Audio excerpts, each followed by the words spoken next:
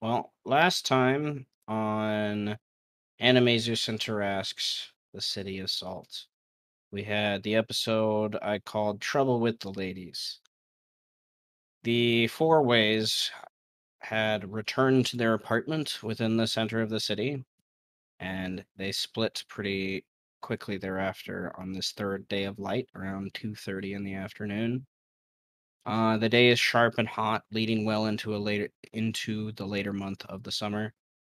And firstly, Eros leaves to take Roxana to apologize and check in with Rexani, whereas Birdman plays solitaire at the kitchen table, and Cotton returns to the fifth house for debrief and payment. What was almost a botch job. And lastly, Strike heads to gather resources to expand his proficiency in wood carving, and he wants to craft Birdman more wooded tokens for the Kenku. Uh, Yes.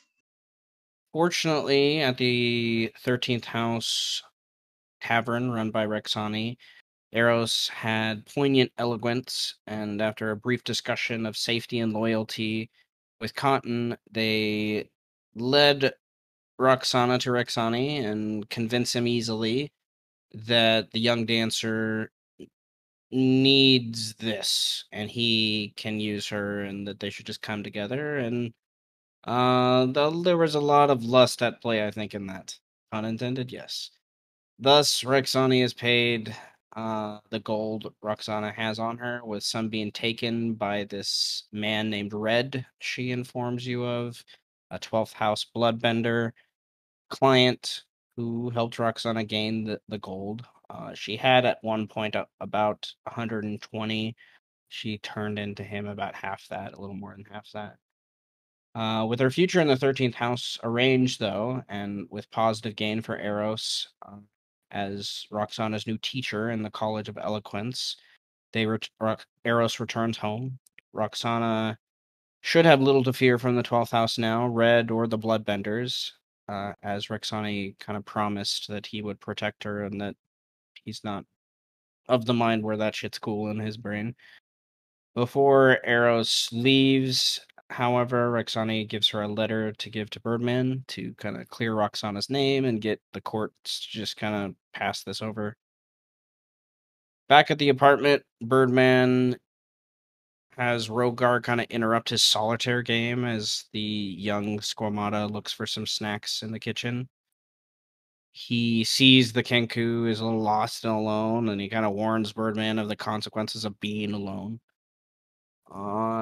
They have a awkward conversation where Rogar, I think, is confused by the Kenku mostly.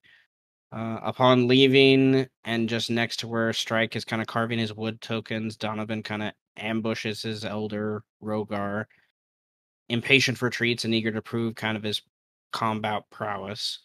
And soon the others hear, and kind of this ambush turns into a familial brawl, causes a cacophony loud enough for Birdman to kind of intervene, worried of the landlord's kind of rage. Uh, and as he descends the stairs, he notices this little indentation in the grass that's off near where Strike has his entrance to the tunnels that the kids are kind of rumbling in front of by this point. And also Strike hears as he's out front at the same time, and this is going on, just kind of, I imagine, smiling at the kids just going about their business. He hears these Ye- flapping of wings. This engages initiative, and you guys kind of try to find the invisible Sheck Jess, who's Terry, your landlord's familiar. And you are able to convince him to not make a big deal of the kids who are not supposed to be here. The tunnels he is now aware of too. He doesn't know necessarily probably at the depth of them, but at least that they've been dug out. So, but you convinced him that Eros will give him free food, and her best of best cooked steaks in particular, for him to not make such a big deal out of this for his uh, master.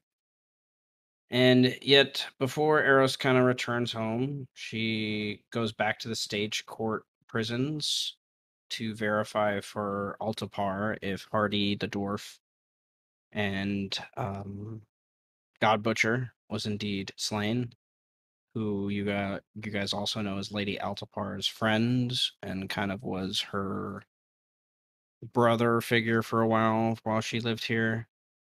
Eros is met up by the same Lupin captain who is out front.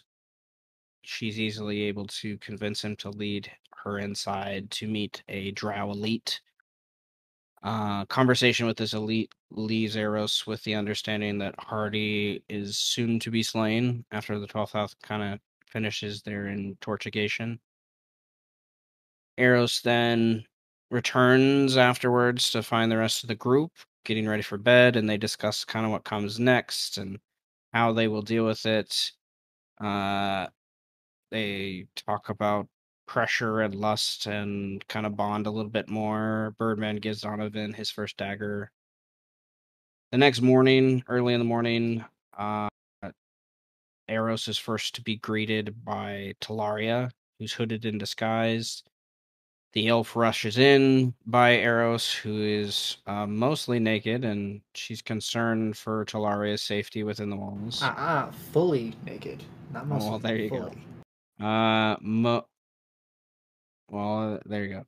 Talaria has a scroll case slung over her left shoulder, and she brings it into the kitchen table and unfurls quite a few sheets. The first 4 sheets are sketches she promised of for the clothing designs of her people to Eros.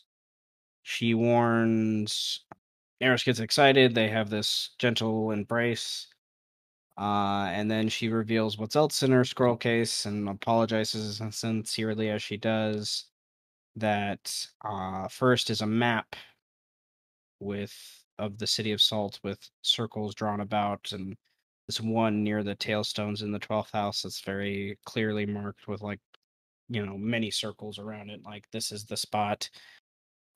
She believes this. Talaria believes this to be the location where the 12th house will seize and kind of siphon the kind of precious sanguine resources that will be provided on the 16th of Light when the Festival of Blood begins.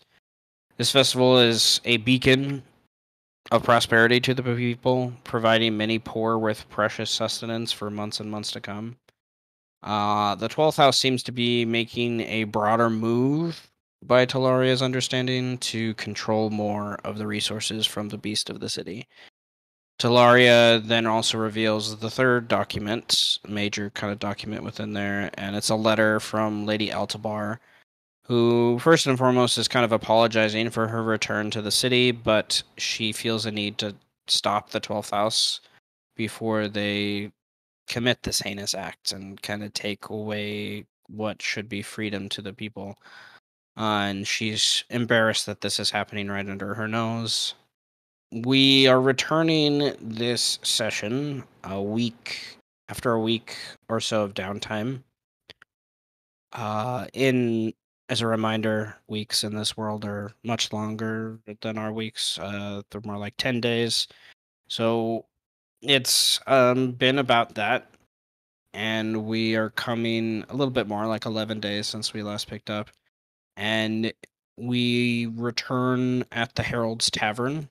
Uh, and I have various NPCs that are part of your contacts that you've gained throughout this week that I kind of want to, I guess, introduce to you.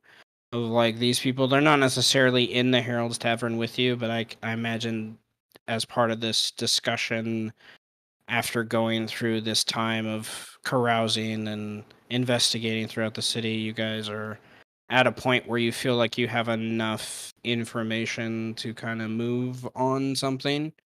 So it's early morning on the 14th day of light. It's only like 6 or so more days of the month and 2 days until the Blood Festival begins. And we're already And drinking. yes, you guys, if Birdman, if I see your HP's down a little bit, you can totally give yourselves long rests. For those things. And I guess That's weird. who would like to go first to talk about their contacts. And Word. I want, I picture this conversation like you guys are sitting at the table and you're each kind of explaining who you've met and stuff. It's kind of me giving you information, and then you can role play it if you want as you see fit, of like the people you were able to connect with, and then you guys can kind of decide on what kind of information you want to move on.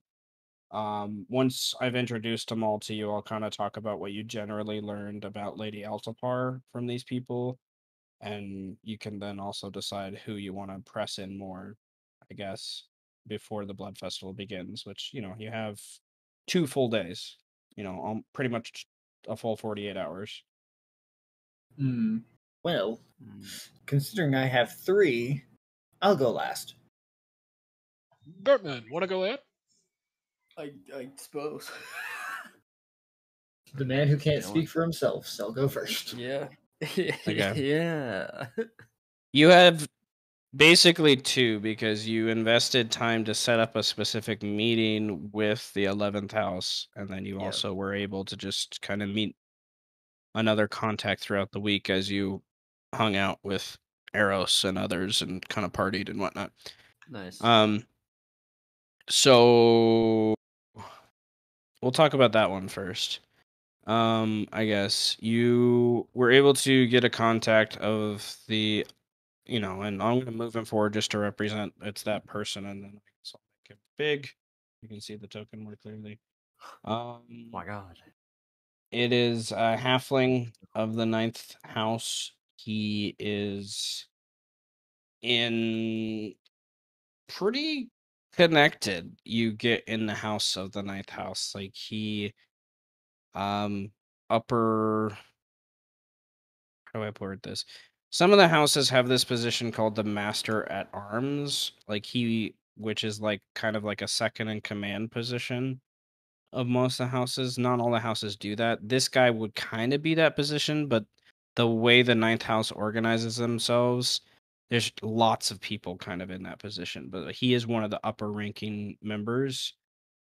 He is, and as all members of the 9th house are, he is a sorcerer of note.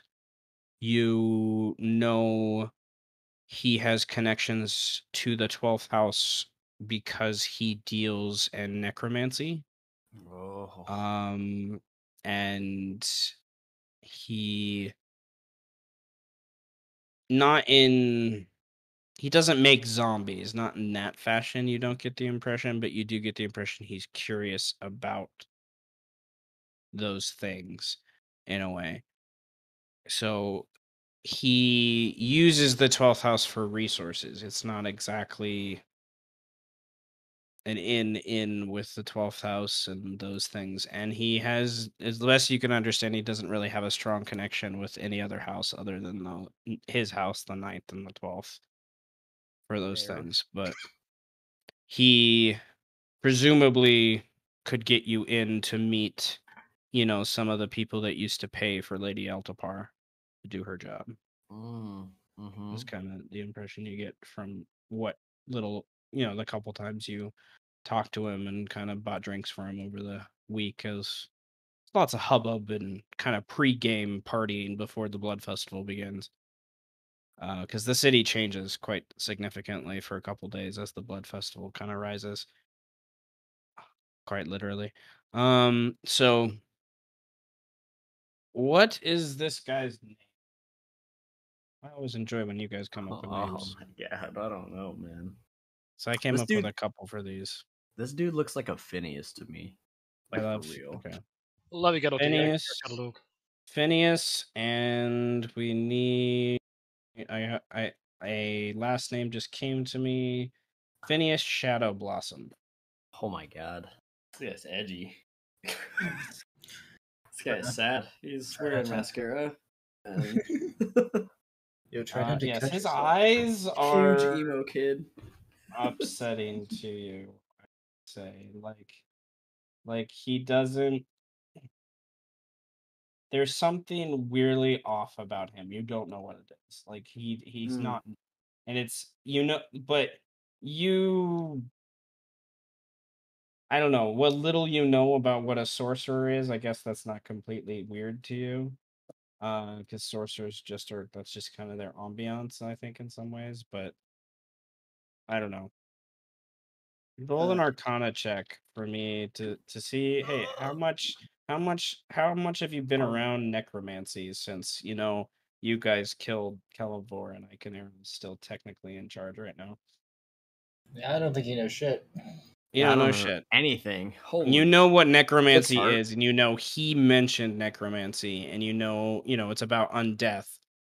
But as a ranger, why would you be curious about that? That's what I'm Right. seeing from that role. Is like, why would he care about something when he's about the hunt and about evidence and about finding the path? It's not about necromancy subverts paths, which is the biggest path is life or death.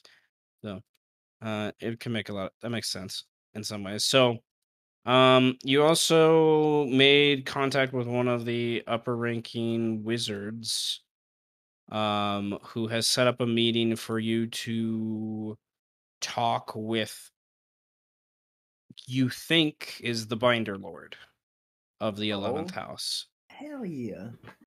So, I have them spaced off over here. You, met this quirky Squamata wizard named Squeer, who is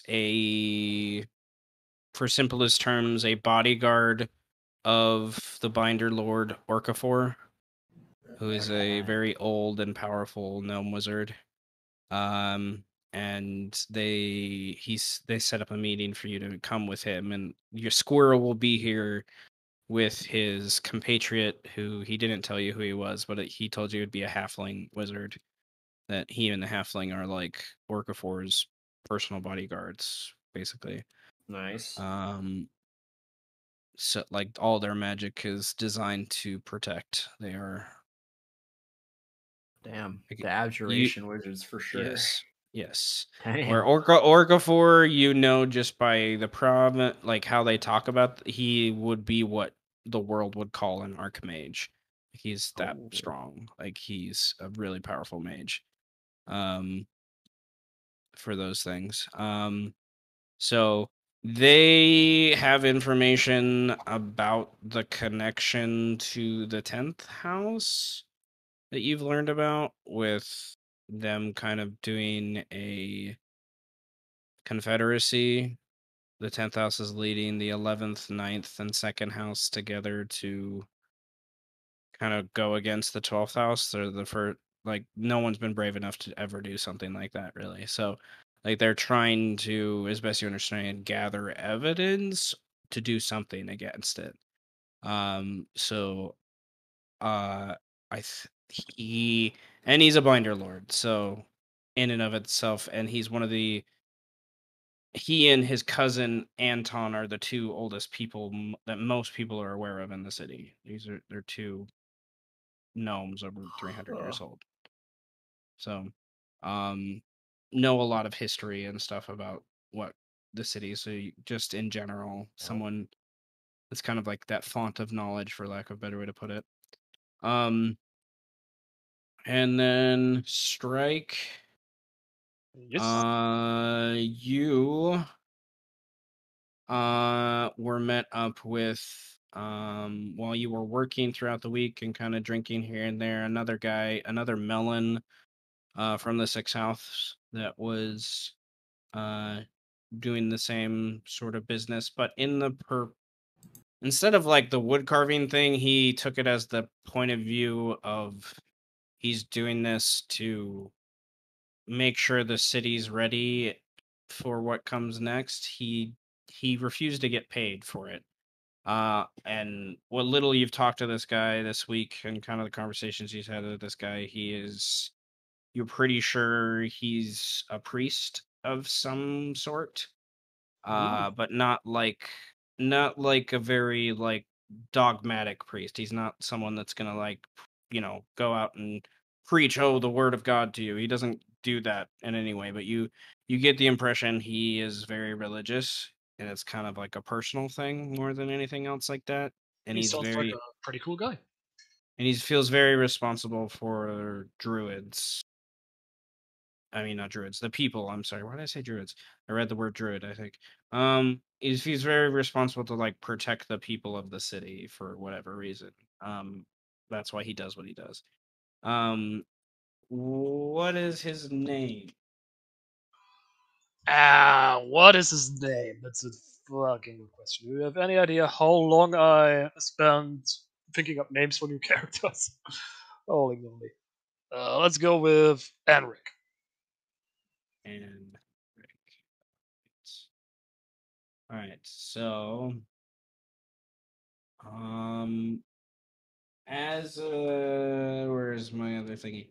As a sixth house member, he has connections pretty strongly to the god butchers of the city, which are the competing organization faction, if you will, against the 12th house's marrow miners, who these two factions are the people that literally go into the Tarrasque every day to carve it up, so to speak. So potentially, because Hardy was a god butcher, you got the impression in conversations with Anric that Hardy he knew of Hardy and may have other connections to Lady Altapar because of that. If not, he has a pretty strong connection to the goings on of the festival, as a quote unquote god butcher himself. Like you get the impression he's someone that did that for a time, when he was in the city before he kind of took this more cleric priestly role. Okay, and then Lady Eros. First thing I want to point out is because of dress thingies, you spent a lot of time with Musello. Yes. Okay, so Musello, I finally made a sheet for him. He has like expertise and like so many skills and stuff. He's not, he doesn't really know magic, but he can craft fucking everything. Mostly related to cloth. For those things, but you also Eat shit you're and able die. to connect with a couple people. Uh, two of them I already had a name for, and the third one we can come up with a name if we want. But you've already met this Lupin, uh, who almost arrested Strike when he was covered in blood after murdering rats. Defensively, yes, but I was gonna say, for self defense. still murdering. Nonetheless. His name is Streckvale. He high-ranking Lupin member. Very connected to the different policing efforts within the city. Like he's very aware of what each house is currently investigating, at least officially. It seems. And you also of the first house, and then the 13th house. There's another part to the 13th house that I on purpose sort of kind of ignored by this point, but it is very important to the city. Yes, they are the party center, yes, but that's where their house is. Beast Crown. That's kind of what they focus on there. But what they do throughout the city, other than that, the workers that do that, there is a strong construction effort by the 13th house. They hire many people to literally build houses and take parts of the Tarrasque to make more concrete and better constructions for the elites that want to pay for those resources. Um, and even in the Sages Row with the wizards and whatnot, making different magical constructions for them. The head engineer for many of the efforts, who has helped design many of the defensive efforts to keep the Tarask in the Salsuan keep, that is that center structure in the city. Is Her name is Zoop. She probably spends way too much time in the brothels and in the bars, but she is a brilliant engineer uh, who designed the ballistas that are the defensive capabilities, these giant ballistas, a couple of the gate, a lot of the waterway systems, and things like that. Like a lot of the major civil engineering efforts have been her design. But she's also a capable alchemist and herbalist, people know as well. Spends a lot of time in helping the quote unquote doctors and physicians kind of synthesizing new things and uh tinctures and whatnot from the Tarask. And then last is you have a drow elite. I was gonna find a better token to represent this person, but someone who he or she, they are a fighter archetype, but like a captain, sort of like a lieutenant, not a captain, like someone that's like middle rank. But that's like the highest rank you could get to of drow, is what you kind of realize, is they're very, if you're not a drow, you're not going to go into their like central party zone, for lack of a way to put it. So this person is one of the people that comes outward and interacts in the city, but isn't necessarily, a captain or like a general, or whatever rank it is. You're still you guys don't know a lot about how the 12th house ranks those things anyways. So um do we have a name for this person, and whether or not it's male or female or whatnot? Kind of. Let's go with female, just cause. And I think her name should be. I'm trying to think of a letter that I wouldn't typically use. Uh, yeah. Um, no, but then there's that. Fuck, I hate names. I hate names because I hate letters. Let's Makes do sense. her first name, Nouvelle. No, Nouvelle. But her last name, Shallow Butter.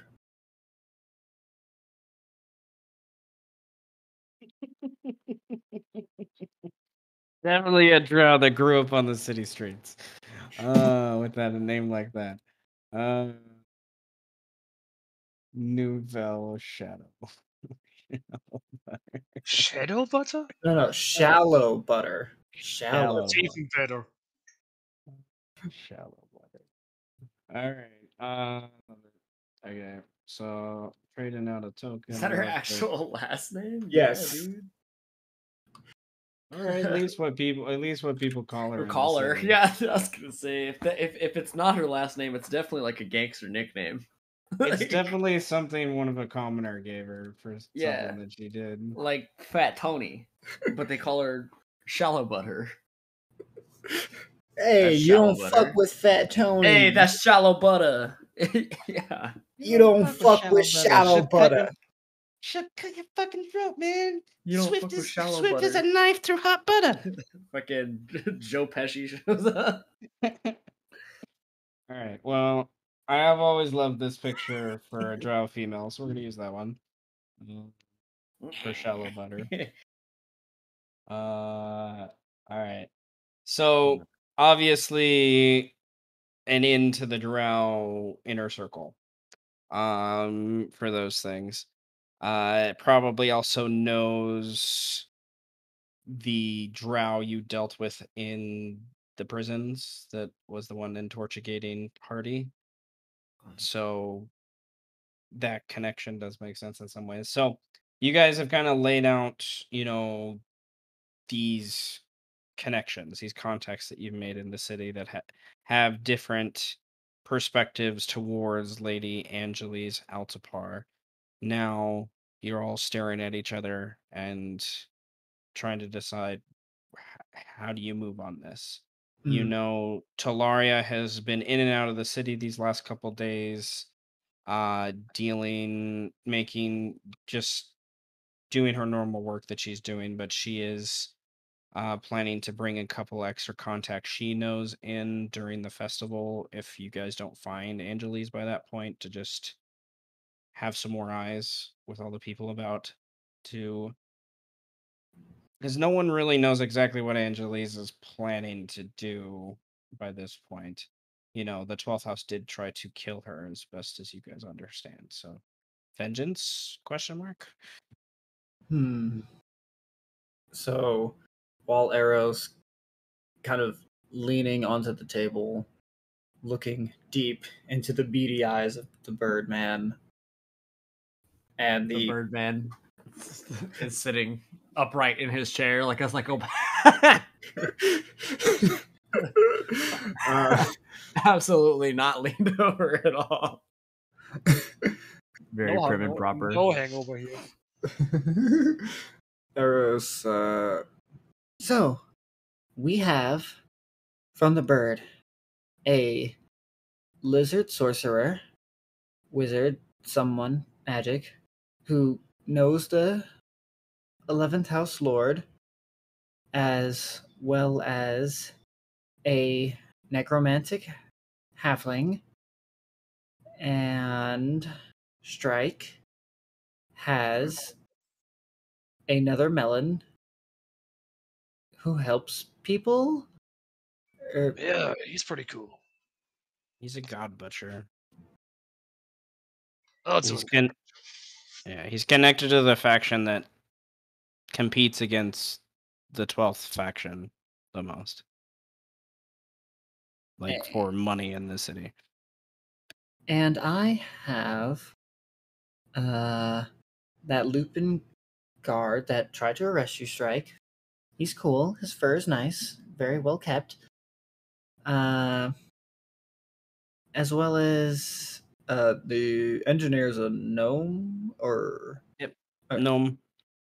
As well as a little gnome engineer from the 13th house, and from the 12th house, the dreaded Shallow Butter. Shallow butter. I'm sorry, what? Roll a history check, everyone. Oh my god. Oh god. Oh, not supposed to be advantage, but it's fine. That's fine.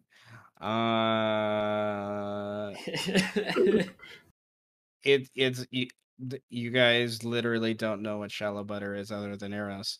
Eros gives you that look of like it's a good thing you don't know. Like that you're only like that's the look Eros has right now, I'm gonna say. It's just like shallow butter is, we'll say Eros knows shallow butter is like one of the top ranking like assassins, quote unquote, for the 12th house. Oh fuck. But that's like this outward like figure in the city at the same time, like gangster 100%, but also like whatever the muscle. Like her job is to literally people they don't like on take care of them. So she knows lots of people. Oh, and dude, probably she's has the Irishman. yeah.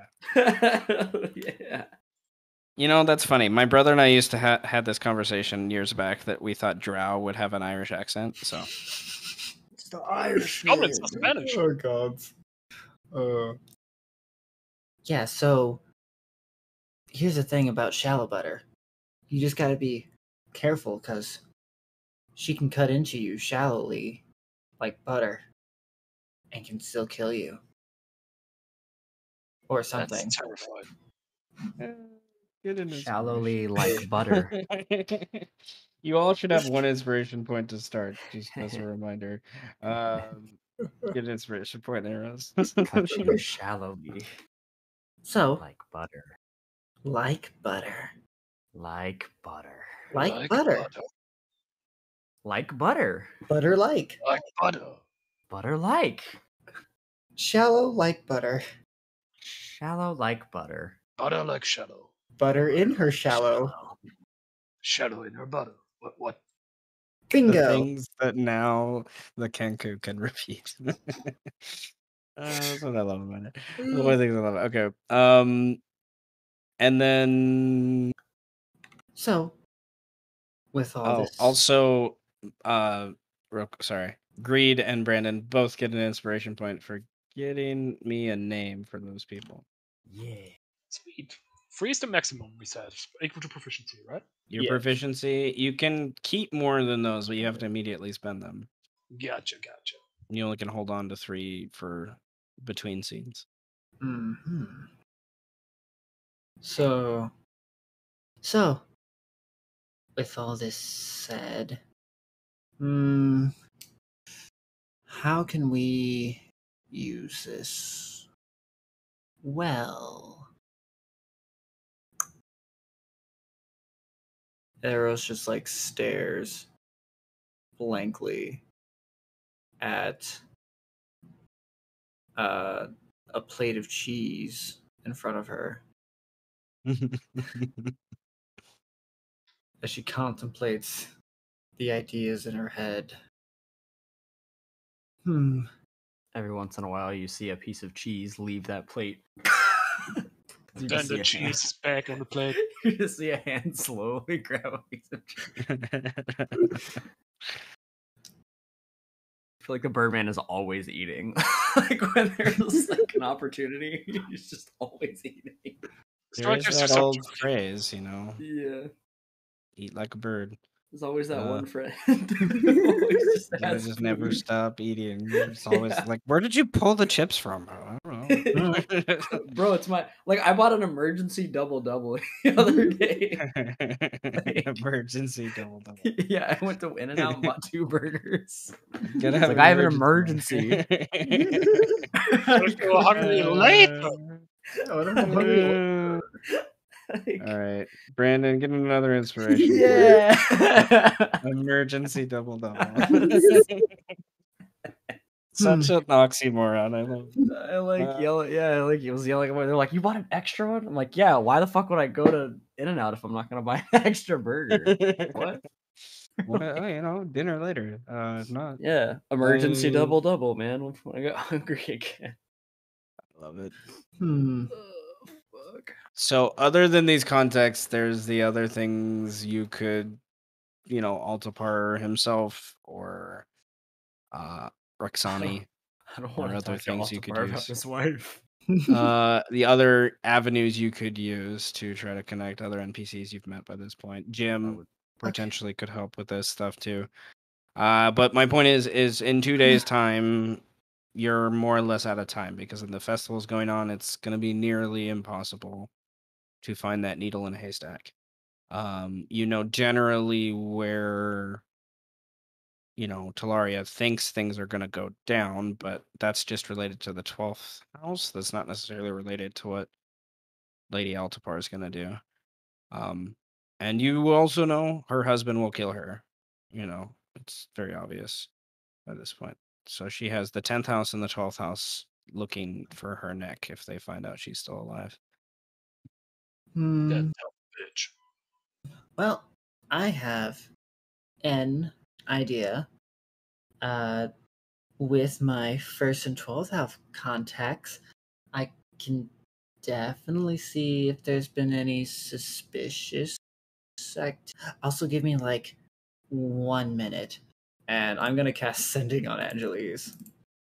What the fuck are you, bitch? I'll say, hey, I know that you're somewhere in the city. Why don't you tell me what's up with you, please? Love you. Or something. Okay, bye. Exactly 25 words. Hell yes. Did she leave you on red? Where did I put her sheet? Damn it. And if it makes Butter in sense, her can shallow. I drop persuasion on that too? Butter in her shallow. Sure. 19. They're gonna butter your shallow. Butter in her shallow. I am doing something that will save many lives. Bruh. First, I must make them aware. The drow. They must know they are not alone. Okay, yeah, this bitch is crazy. As if we didn't already know that. You're just looking up at the sky. You just like turn back to us. Mm, so That's amazing. She's trying to fuck with the drow. She said she wants the drow to know they're not alone. Which I don't know Does what she that have a fucking death wish? I mean, probably. That's the only reasonable explanation for this. So, I guess, Birdman, how quickly do you think you could get that meeting with the 11th house? Are they here? Like here in this place right now? Or Throughout this day, I pictured you guys are either meeting with these people here or another place in the city you would like to. If you seem that you needed to finish those conversations, I was basically letting you guys, decide when you wanted that to happen. But the 11th house was, I felt, more of an invitation from you to, like, entertain them at some yeah. sort of dinner or something to that effect.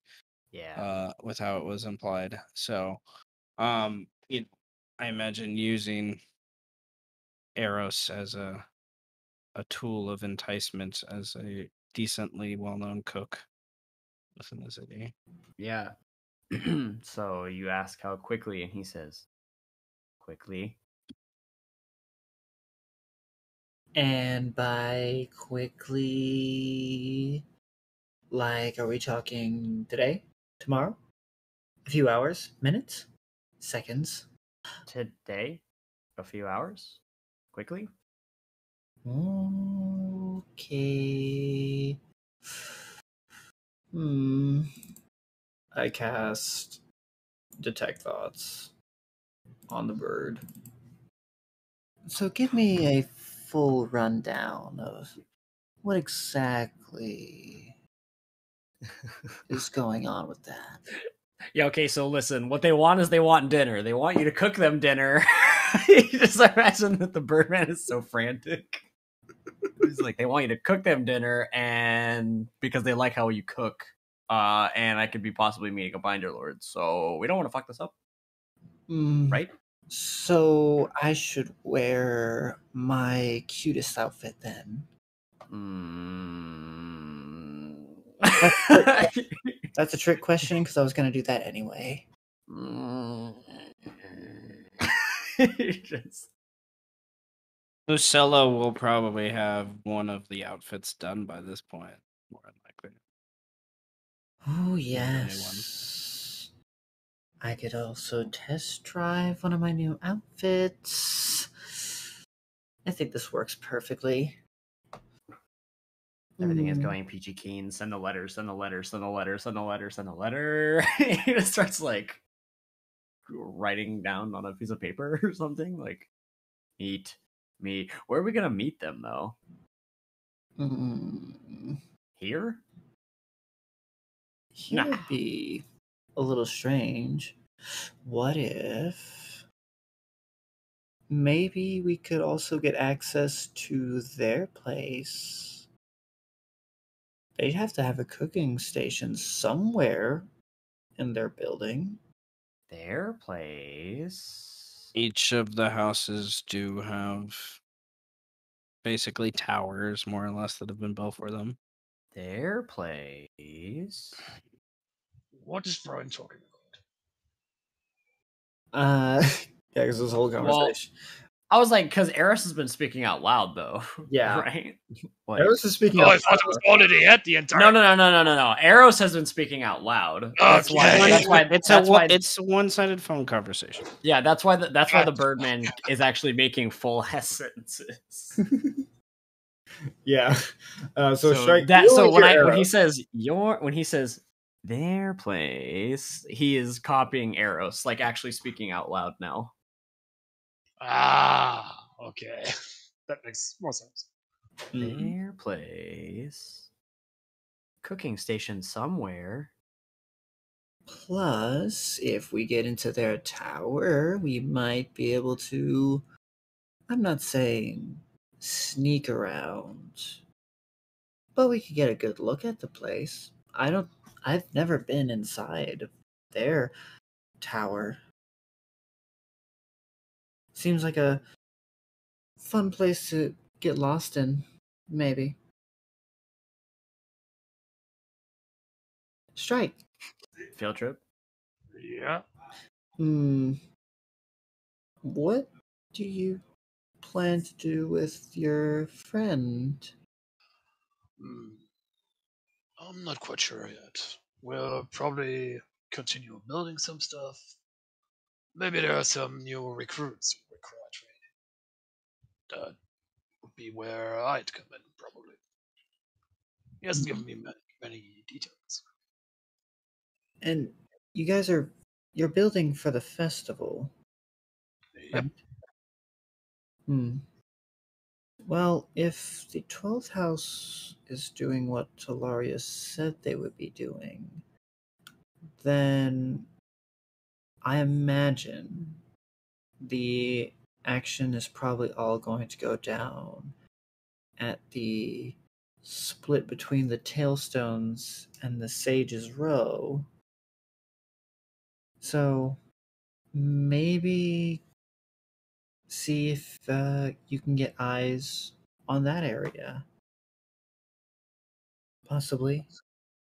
Should be doable. I know quite a few people who would be willing to help out. As for me, I think I'm I have an in with people who like dealing with crime. So, as I've said, I know people who have their eyes on things, and I will see what they've heard. But I don't want it taking up my whole day. I still gotta go see Roxana and make sure that, this whole week hasn't been a fruitless endeavor. Then we should probably get going and start with whatever it is we need to do. Right. So, we go to the Beast Crown. But since we'll be moving on to that in that direction, I want to stop at Marcello's first. The Birdman looks over at Strike like, oh no. Looks over like same look on his face. Like that look like we're gonna be here forever. Yeah. No. No. No. Please don't. Oh, God. Okay. Stop at Marcello's. You stop at Musello's all along the way to the Beast Crown. Okay, and then let me point of clarification. You're going to check on Roxana and then going to the 11th house? Yeah, I have to send a letter to them to let them know, hey, I'm bringing Eros, so we're gonna cook you dinner. We're gonna talk to you. Yeah, we can do it that direction, yeah. Okay. Well, I imagine dinner is later. It's still relatively early in the morning, so like enough time for the Yeah, you letter. can leave the letter in the door. Okay. Then Musellos has his small, just because he is small, but still very spacious textile and kind of clothing shop that he runs here. All sorts of skins and furs and cloth and silk, linen, and whatnot draped around the walls in various ways to see their lusciousness and, you know, credibility as he gathers from around the world. It's very obvious that he gets stuff from everywhere. And he's probably in the middle of assisting someone from one of the main houses, one of the lords or ladies, going through the process. Some other people just kind of browsing around, picking up some of the drapes, feeling the cloth and whatnot between their fingers here and there. He eventually will finish that conversation, catch his eye of Eros and skitters on top of this kind of railing system he has set up to kind of get above people and kind of like almost like a cat playhouse kind of thing. Like he's able to run around above people to avoid feet and whatnot, and use kind of little pulleys and drape systems to kind of bring down himself. And as he grabs on one of those pulley systems, he unfurls like almost pretty much right next to where you guys are at. Um, the first design of the outfits. Which one did you want him to do first, I guess? And because that's the one that he like, and you guys Hmm. just turn around and it's just there, just on this kind of clear mannequin setup thing that he has. I want the third design, which was the deep V on the back with the coattail and a deep V neck on the front, but with the long sleeves. Giant Birdman. Yes. Which I imagine Giant it like Birdman. for the color, it's like this kind of black and red Victorian esque type feel to it. I like it. Oh, well, I can I can picture in my mind what you're saying. It reminds me of a play I did, but this is you can just see the immaculate craftsmanship that has been done here. Um, for these things, he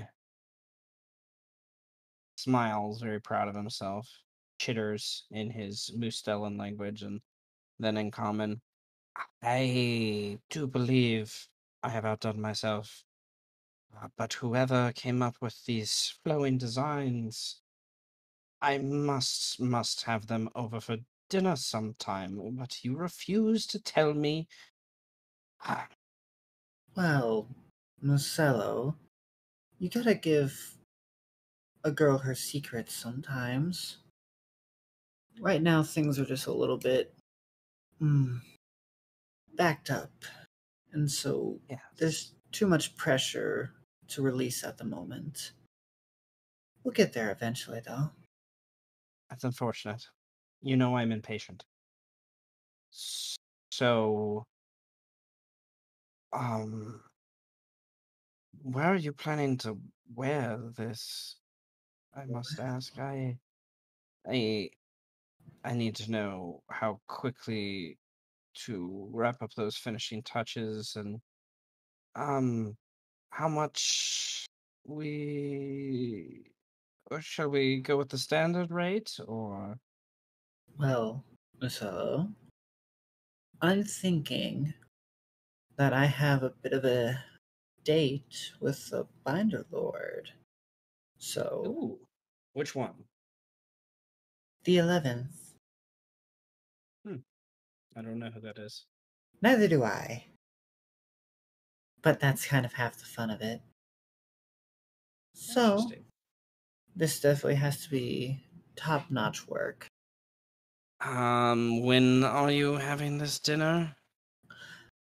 And she looks over at Birdman. A few hours. Sometime. His What is lips purse, Goddamn. his eyes go wide a little bit.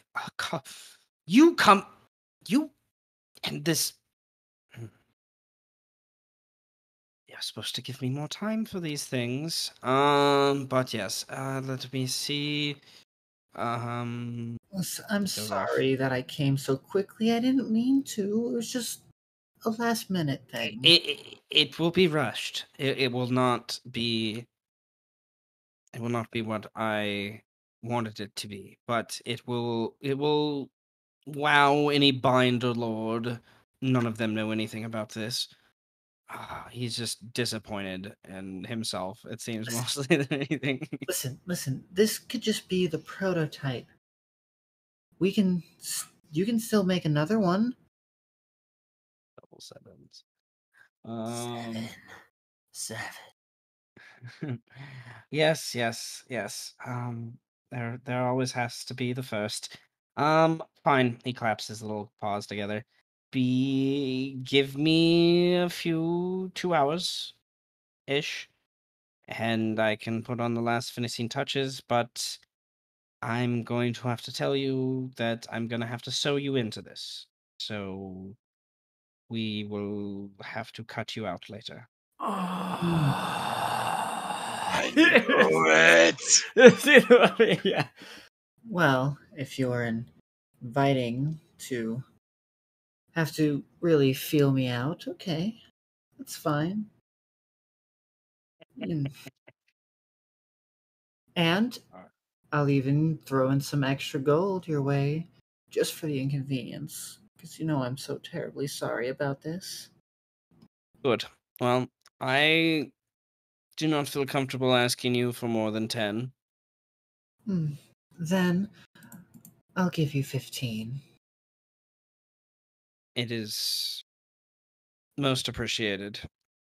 And he kind of like gives you a wave, like to like go away with his hand as he like Be needs to gone get to now. work. And Eros will turn and push Strike and Birdman out the door. And they will go to wherever they go next. Hey! I can move myself. Birdman has been hitting a hanger over and over again, just like flicking a hanger. So it just goes.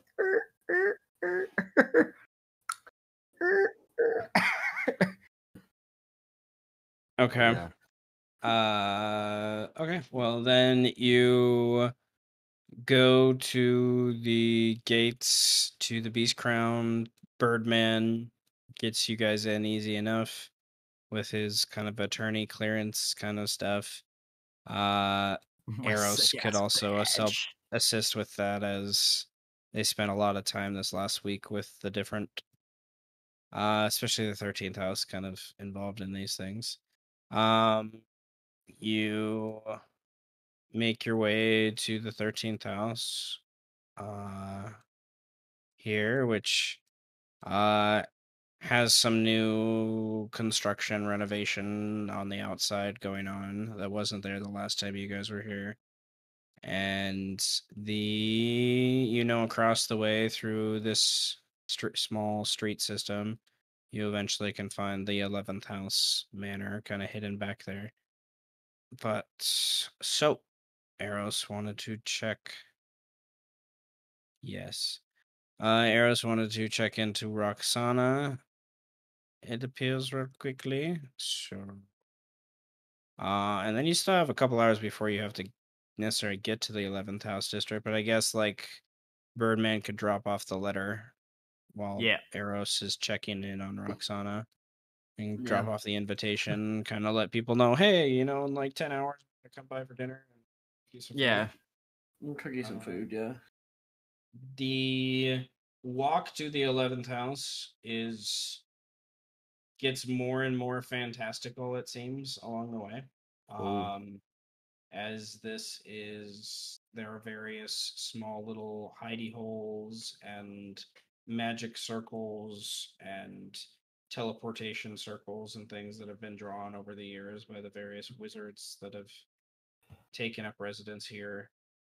You're pretty sure you're setting off alarm spells left and right for people that are I curious. do not It's give a shit. yeah, it's nothing that's gonna directly help you with those things. A couple like glyph of warding spells kind of go off too that have like simple cantrips and things attached to them to warn of your incoming thing here. And let me where's the hold on. So the tower is one of the tallest in the city. But it's hidden back in this little pocket, so it usually gets taken up by the other steeples and roofs of the various other buildings here. It is, as you approach, it is plated in golden glass and fused together with these deep black irons. Um, the scenery itself is ever changing. Uh, as you walk, it's 100% like not to the extreme of Doctor Strange, but like the same idea where you're like in the mirror realm and like things are like the little road is like being created in front of you as you walk towards it. Um, and the tower is like the only central piece and like of this glass and iron tower. The rest of it, like the buildings and stuff, are constantly in this modular movement as the wizards go about creating their different pocket dimensions and stuff as they do their stuff. The wizards do. Slowly but surely, you make to the front door of this glass thing. It's just this giant iron door with this gargoyle kind of knocker on it. You know they're more than well aware of your presence here by this point, but yes, you must knock the knocker. I knock the knocker. Ooh, And knock echo. it. That's fine. You're right here. Echoes Stop it. louder than even what the inside echo should make sense from. Like it's almost echoing from behind you, and when you blink, you're inside that building. Like the door didn't even open; you're just there. And you see a spiral staircase that leads up, and you follow, and eventually get to this door. Open the door, and you find what's his name? Your Squamata friend that you Scree. yes Squeer. Squeer. Squeer. Square is there, and he's a very skinny, medium-sized, quirky, almost kind of salamander more than anything else. Squamata lizard man, red, dark, deep red skin like blood, and he yes. We I what are you doing here? And he I just thought we were hands coming him. to your tavern. He just hands him a letter that's like, oh God, how do I respond to this? He looks at the letter. That's right. Your place. He says, Eros. Their place. Cracks the seal and unfurls the thing. Oh. Oh, well, I guess, yes, this will save us having to take a trip, but it really was nothing more than a few pinches of dust to get to your place. We were excited in some ways to get out of the tower, but perhaps more excited now that we can show you some of our experiments. The Master Orcafor is curious to your blinks a few times, looks you up and down. Predicament. Eros just kind of looks between the two. What predicament?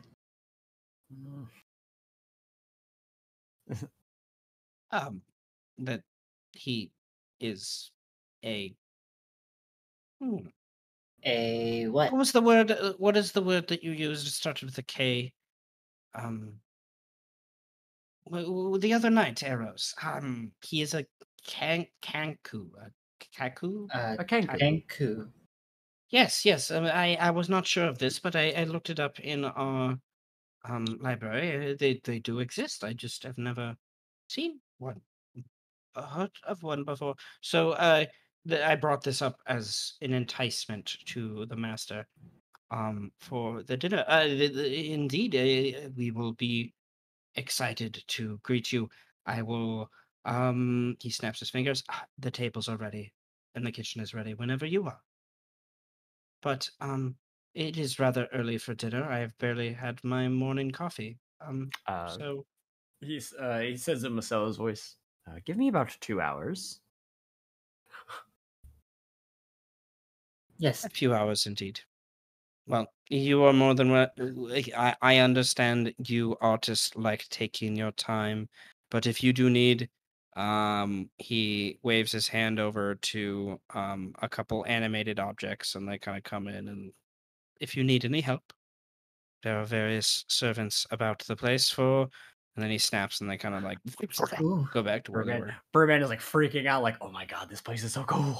Like it's like, "Oh Jesus!" I have to admit, I've never used any toys before, so this will be a so cool. new experience. Always interesting phraseology. Not exactly what I would have said, but yes, they can provide new implementations to circumvent problems. I mean, They're beautiful. I'm just used to being more hands-on. Never use something else to make pleasure for people. You did say she was from the 13th house. That's that. He's like, nod, nod, nod, nod. Okafor is he has a subscription. Oh, the Birdman like, oh, nice. Hell yeah. So we will see you later then. He takes the letter and he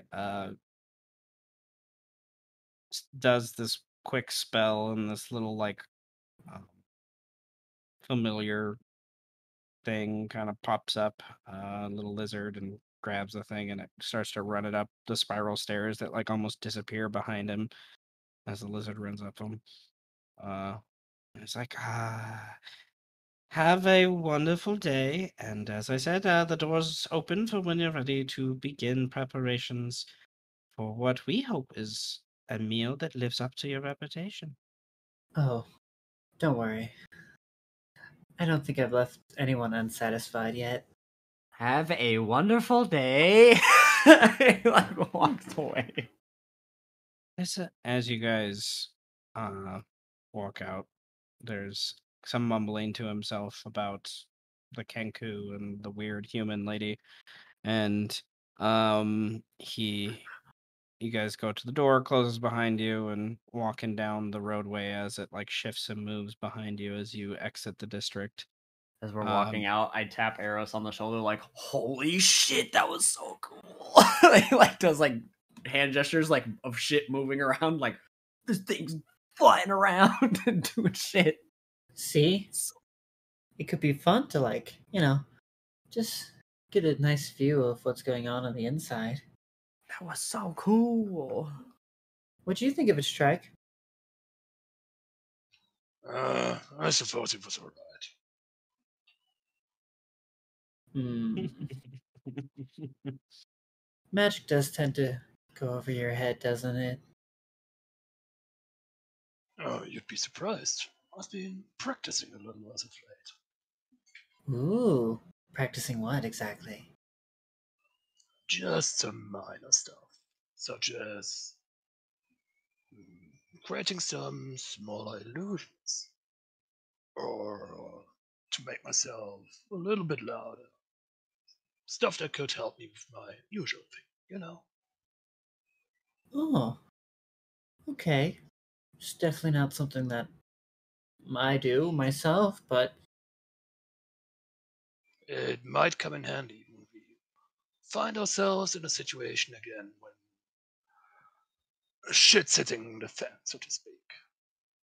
And we need everyone to calm the fuck down now.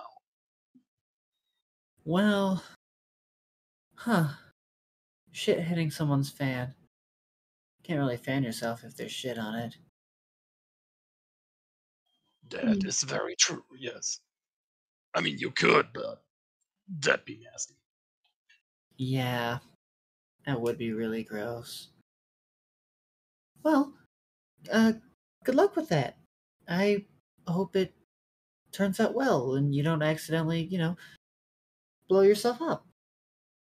Oh, I'm staying away from the evocation stuff.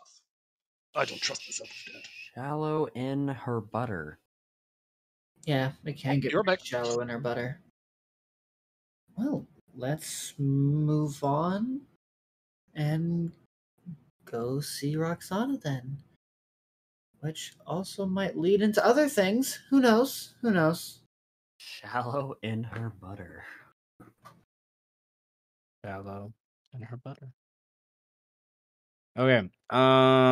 Let me change up a bit of the map.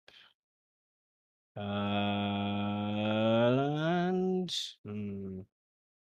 yeah, let's get one of those guys. One of these guys. Go away, that guy. Roll me a D100 each of you. Each of us. Ha! Lovely. I'm back. Roll a D100. 20 Roll a hard. D100 each of you. Alright. Wow, we suck. You know. Bad Thing is, things it's are a gonna D100. happen. We don't know if lower or higher is better in any given time we need to roll one. Nah, lower is always worse. Always. Just ask Will Wheaton. That's all he rolls, though. Until he has to roll high to fail, then he rolls high. And Jesus must be very upset with him. Yeah. Yeah, the dice hate him. Ba-da-da, yada-doo-doo-doo. I mean, obviously, everyone wants to be fucking a Taliesin in life. Just wants that good old Percy luck. Huh. 20, 20, 20, 20, 20. On one of their full dive episodes, they have to on full dive they have to like roll to see who's the host of the evening.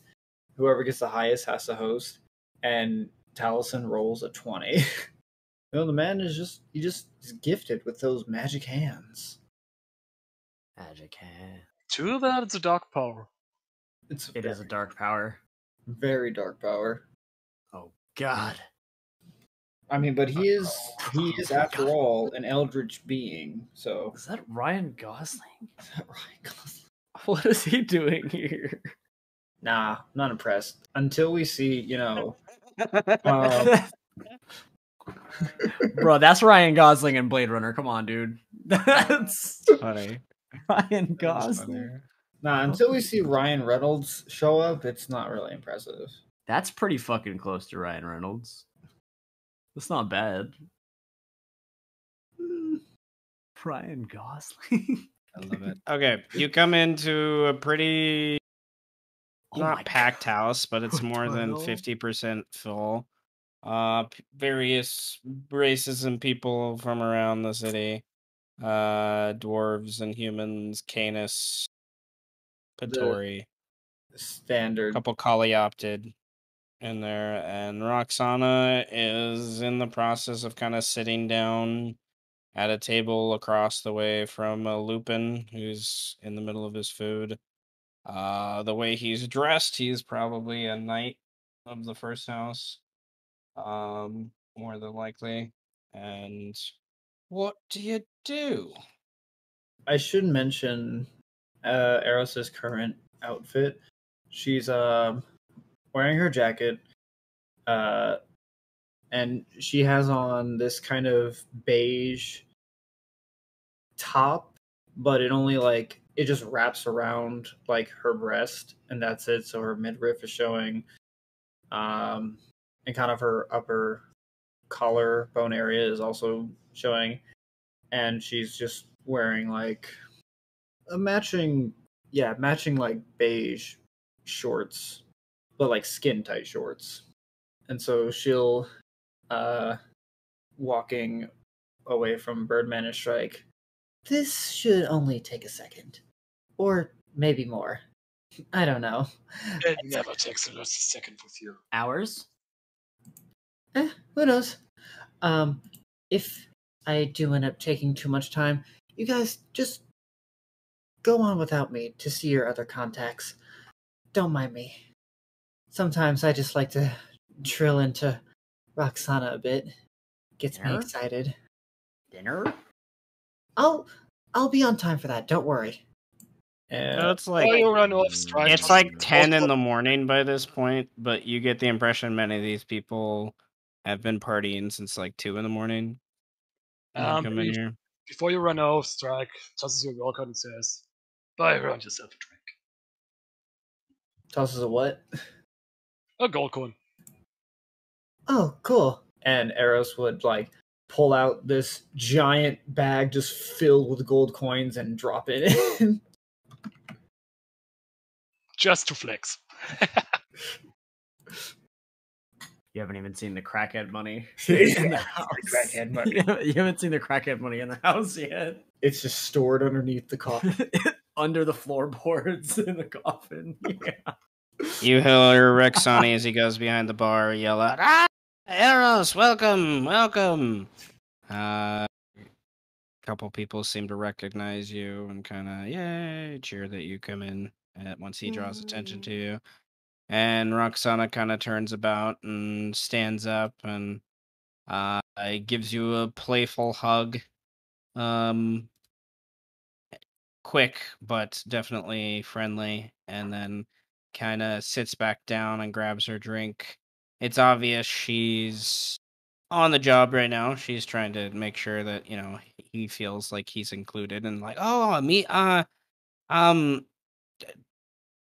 this is, Dark Moon, he likes to call himself. Yeah, Eros. He's never come to this part of the city. He's usually works in the south, but he heard about you through Strike's friend, Jim. Oh, he's never come, so- has he? And she just smiles at you, and he's like plastered. You can tell this guy's been up most of the night and just like eating another meal to try to stay awake. Eros will, standing, like, walk around Roxana and, like, trace her finger up from behind shoulder to shoulder until she sits on a stool herself, and will like lean onto the table saying, "So what are we attempting here?" Who are you asking this question to? Either or, doesn't matter. Okay. The wolf guy kind of ignores you. He's just kind of eating, not really sure. And then she leans in and he's just like, I don't know. He just seems like he wants some entertainment, some distraction. I'm not really sure how far this is going beyond that. He's paying well though. And she kind of hints to her pouch filled with mostly gold instead of silver. Well, I want to sit next to Ryan Gosling. well, how about this? I need to borrow my little helper here for a little bit. I just need to do some things with her. If that's okay with you, Dark Moon. He nods and takes another swig of the thing, and you definitely get the impression. And Roxana, kind of shrugs. Too.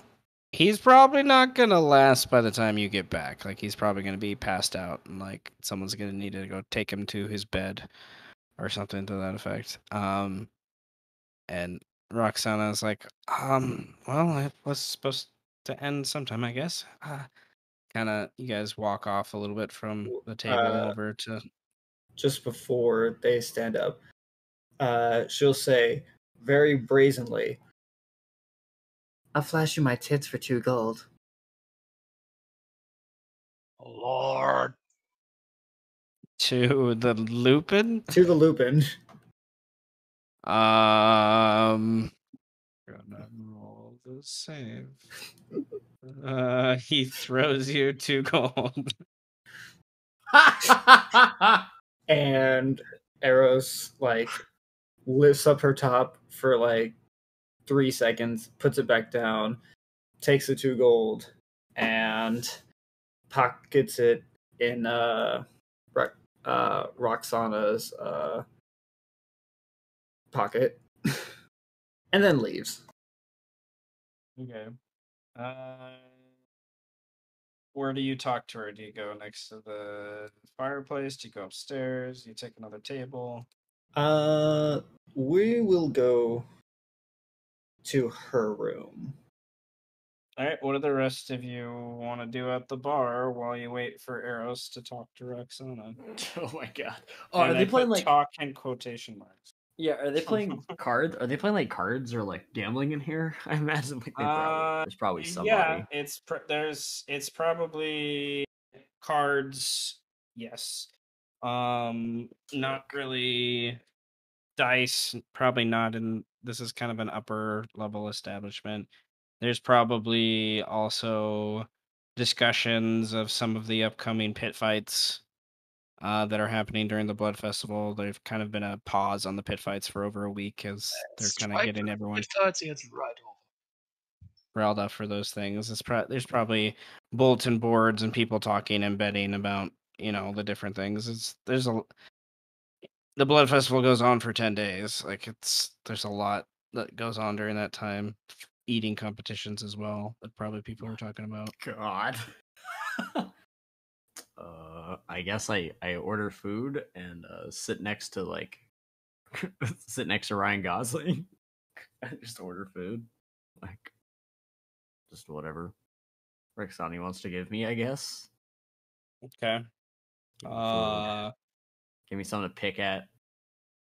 Okay. He'd bring, a some butter and some bread and Hell yeah. slaps it on the table and like, all right, 3 silver. I give him 3 silver. I give him 4 silver.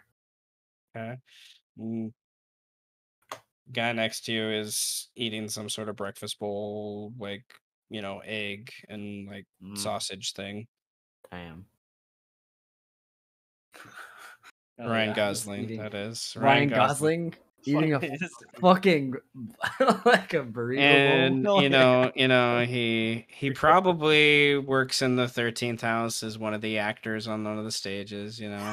Okay. You might recognize his face from one of the posters. Oh, dude, I do. I'm like, hey, I like pointed a poster. Like, is that you?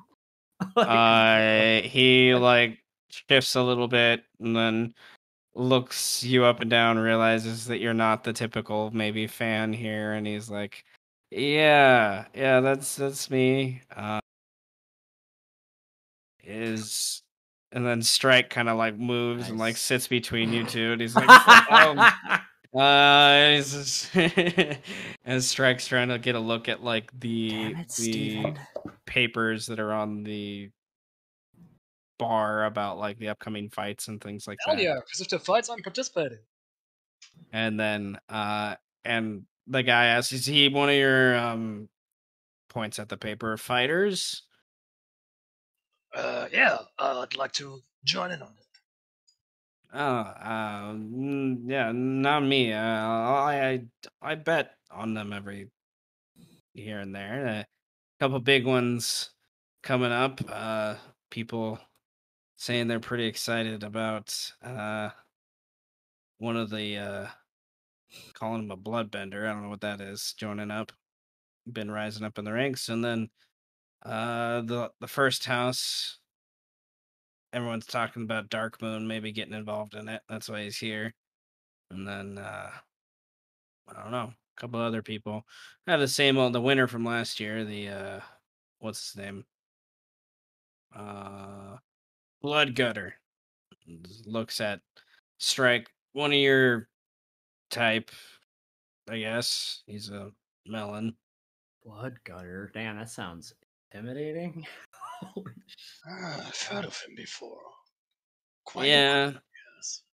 he's blood been gutter. rather quiet the last year, but with most of the fights, I think he's been waiting for this moment. But he's who I would probably put my money on, but then I didn't see this guy until now.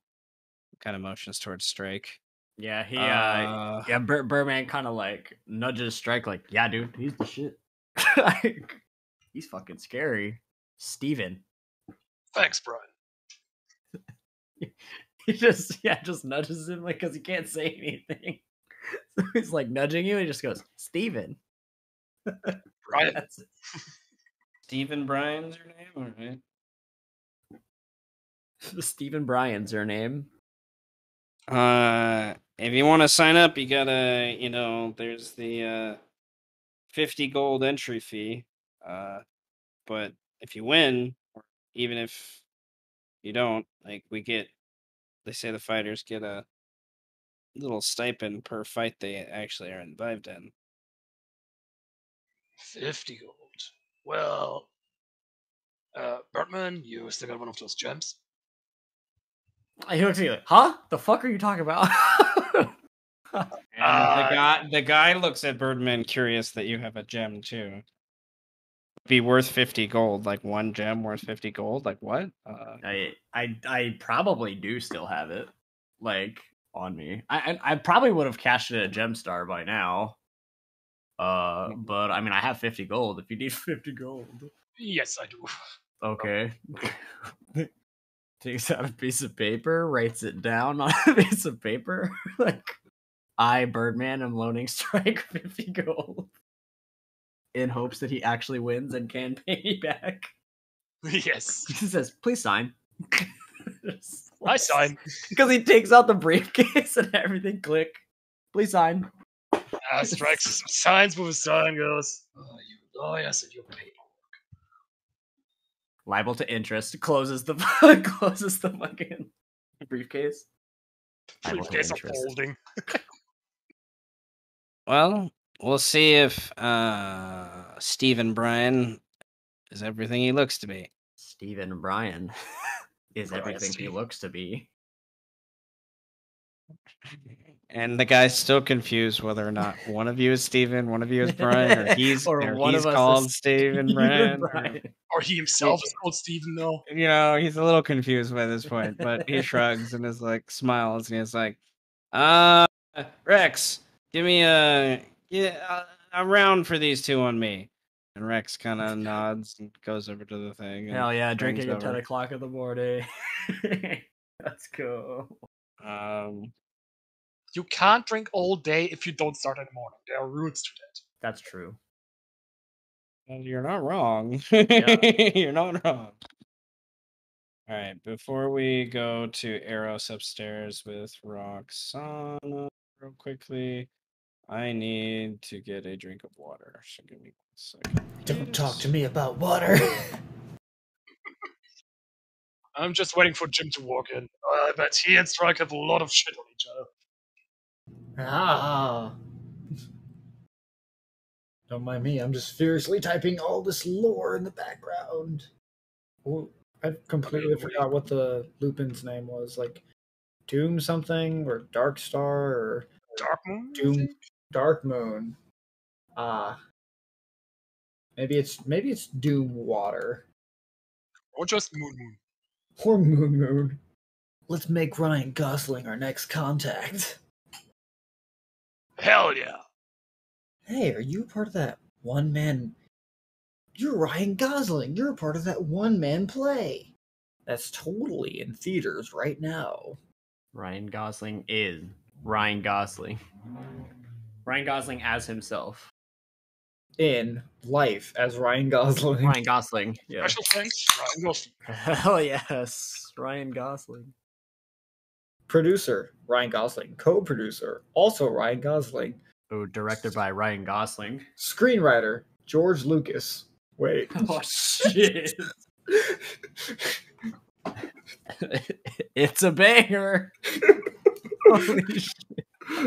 I can't believe we just introduced Ryan Gosling to this world. Directed by Robert Eggers.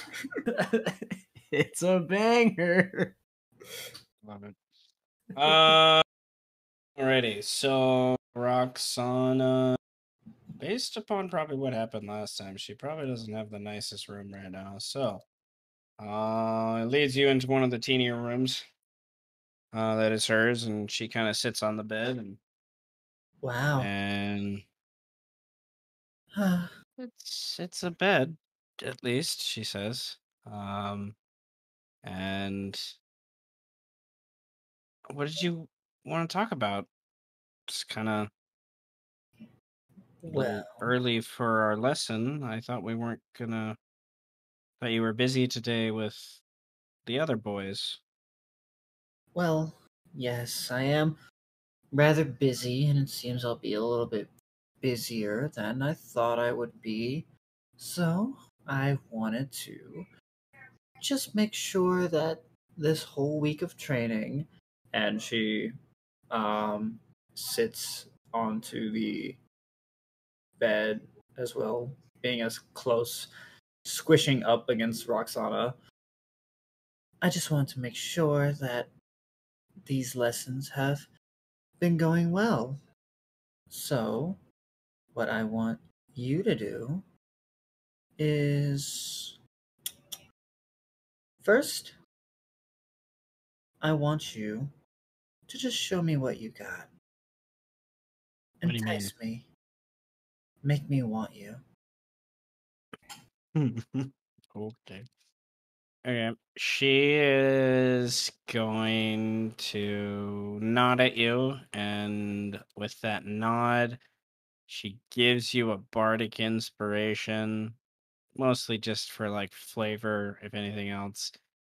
And then she is going to. What is your passive insight? 18. 18. So you can tell she's nervous for those things. She's still not. She knows you're judging her. You know, she still has that look of like she's, what's for lack of a better way to put it, not. She's in her head too much, right? Kind of thing. So, uh, but still decent for those things. Like a drunk asshole totally would be like ecstatic at this point. Mm. But someone of nobility or someone that's really gonna pay the big bucks, Eris will grab onto her, kind of from beneath her chin, like put her fingers on her thumb on one cheek and two fingers on her other cheek and pull Roxana's face in close and say, "Well, if you were only trying to make a gold piece or two off some drunk asshole, that'd be fine. But I want you to be more eloquent. You have to really not be inside of this," as she uses her other hand to tap on Roxana's head, and I will cast Detect Thoughts as well. Just imagine how a client would feel if they could hear your every thought. How do you deal with that? I'm not worried. If it was an everyday Joe and not you, yeah, you believe, but you can see there's a little bit of she looks to the door, kind of thing. And I would like you to roll a performance or persuasion check. Damn, I really want this to. Oh my gods! It was I'm almost in that 20. adding. You do have the bardic inspiration, which is a d6 from her. Okay, it's a 30 then. Okay. So you catch in her mind's eye something that she is probably confused why she's attracted to you, kind of thing. And I don't know what else to say here, so we're gonna cut to black because she kind of like kisses you, like full on, just and like grabs you and like throws you against the bed, kind of thing, and is just like, yeah. So I don't know if you want to say something to that, but I don't know what else to say. I imagine because Eris's whole thing is she doesn't feel sexual excitement. Like, to her, those things, like, they just don't do anything to her. She doesn't comprehend why it means anything. So I imagine, like, at that, like, I'll take this performance and spin it like, so she kisses Eros, and then Eros, she tries to push Eros onto the bed, but Eros like flips over and is on top of her instead, and is like getting right onto, putting her head right next to her ear and saying, "There are many things in this world that don't make sense to me, but I can hear it, I can see it. If you want this, I'll let you have it, but it doesn't mean anything to me. It's just a moment. It'll pass. For you, it'll be the..." Brandon, get an inspiration point. I literally went to go get my chicken, dude. I come back. I don't know what's happening. I got some fucking worry going on. I, No. For you, my roommates are like, "We buy you chicken." I'm like, "Dope." I come. Oh, for you, one of the best moments of your life. You feel so much, and yet I still feel so little. And that to me can be one of the most interesting parts about what I do and why I do it.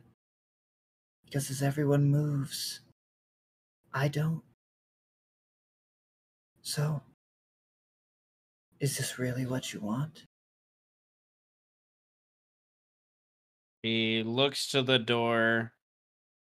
It is closed already, of course. She just looks to it and then looks to you, and she pulls you in, and we fade to black. And what do you guys do with the rest of your day? Eventually, Eros would come downstairs. For those things, you've taught Roxana many things. it's We'll been a say. minute. It's We been a assumed it was going to be hours, so we're probably like, What do just you drinking. guys eventually do? Like the rest of you have the dinner later on, but like this is barely noon, and the dinner's not till like what 6 or 7. Like what time would Birdman have said dinner? Because Eros would have needed at least a couple hours, I imagine, to prep. Probably like 6 or 7, yeah. So Eros probably wants to head down there about 4 or so, 3 or 4 to kind of like begin prep, and I imagine. By the indication you got from Skier, they have plenty of resources. Like, you don't need to go shopping. It's just like, they just need to know what you need. So, what do you guys do with the rest of the day, or do we just want to jump to the dinner? I would have just signed up for the pit fights by now. And Okay. went around the Tailstones area, collecting some debts from former clients, so to speak, just to keep an eye out and inform me of anything that might be unusual to them. Yeah, I guess since I'm here, I can check my office if I have any cases or whatever too. While I'm here, Okay. hang out with Ryan Gosling. Hang out with Ryan. You know, he'll buy a couple more drinks before he has to go get ready for his performance tonight. Hell yeah! His one-man show. Yeah, one man show. What it's like to be a human and not a raccoon. Oh my god, featuring Ryan. It's the wrong guy, but you know what I mean.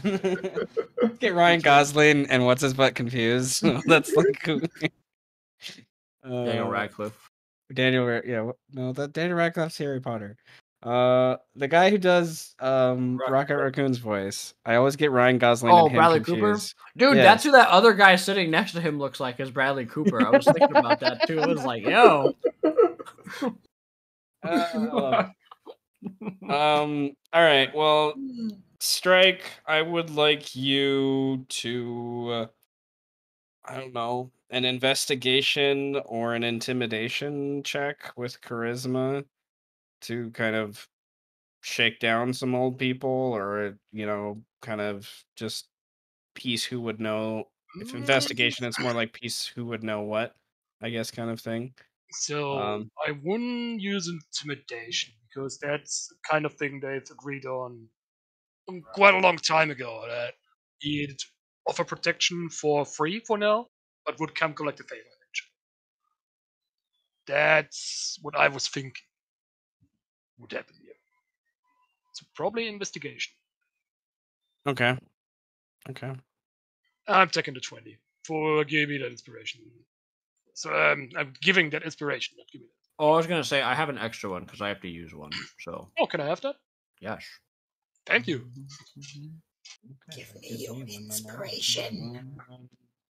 That one I just stopped for coming back and having no idea was my fourth one, so I have to use it.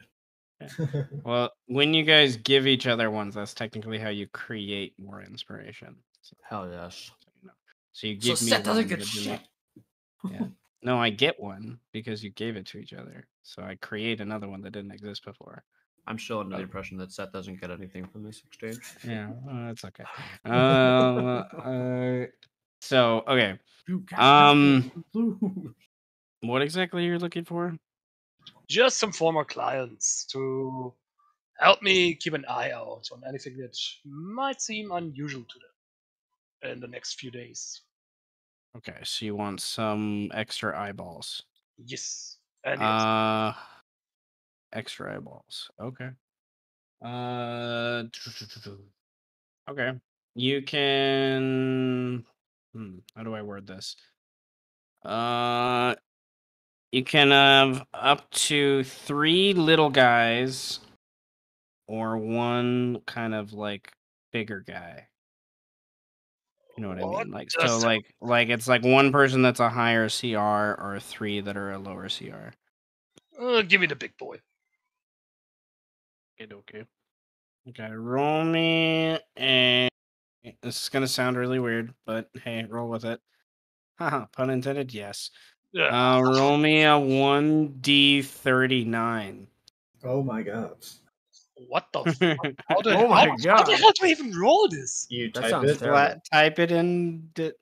Roll 20. It works. You can roll it. Give me the Right. commands. I've never used those. I have no idea what it is. 1d39. /R space. You can roll anything. Yeah. You just rolled a D2354. /R 1d40. The buddy you have located to assist you with these things as an old contact is a what's the word? He's a mover, I guess. Like he runs illegal operations. He's not a grunt person. But he's not in the higher ranks in any means. He helps with the 10th and 12th house. He sets up fights and things like that to raise money here and there. I don't know exactly what you would call that. He's like a middleman. He's not really like a high ranking, but he makes all his money illegally. Organizer? Yeah, I guess. There's another word that I want to think of, but that works for now. He is a with what you rolled there to determine what race or species we want to call for whatever reason. Would happen here. And he is a what we call a gripply, which is like they are evolved, city evolved frog people. The Renas are more swamp evolved, where the Gripply are more like in tune to life in the city itself. So and he is must be in the other one. Gripply. Yes. I'm trying to find the page where this stuff is at. It's in the Salt and Wounds thing. It's one of the races they made there. But they're almost man-sized bipedal frogs in a huge range in color from bright red, yellow to mottled gray-brown, but most are green. The race of Gripply are a regular sight within the Tailstones district especially. They're almost universally associated with poverty. They are like urchins, is their general like background they grow up with in my mind. Uh, a good number of them have grown in the marshlands that have sprung up around the city because of the Tarrasque, what is called the Heart's Blood Marsh, over the last few generations. Uh, they they do not enjoy fighting themselves. They're more like they enjoy having other people do their shit for them. But over the generations, they've been used for slaves by many different factions and houses. So, your Gripply buddy here, it's odd to see one like him that has such like a high standard, I guess, of living. Um, they are incredibly adapted to harsh environment areas. They can find and manipulate and get around areas relatively quickly. And being a city-born Gripply himself, he is stealthy and deceptive, uh, just innately for those things. So I'm picking a decently high-ranked stat block, kind of apply him to, and then I'm gonna add the race to him once I get a chance later on. But Alright. this guy he's kind of roguey. He's definitely a rogue archetype, I would say, with what I'm thinking here. I think I'm gonna go with the bandit captain archetype, which is a decent archetype. So Oh yeah, he's Standing Captain Fox. yeah. That's what I'm gonna use. Simple, but it's also very direct, and I enjoy it. You can get parry and shit, and decent fighter. So, this Gripply guy, do they have suggestions of names here? No, they don't. Brackenforth. Hmm, I like the idea of Brack. Brack is like nasty water.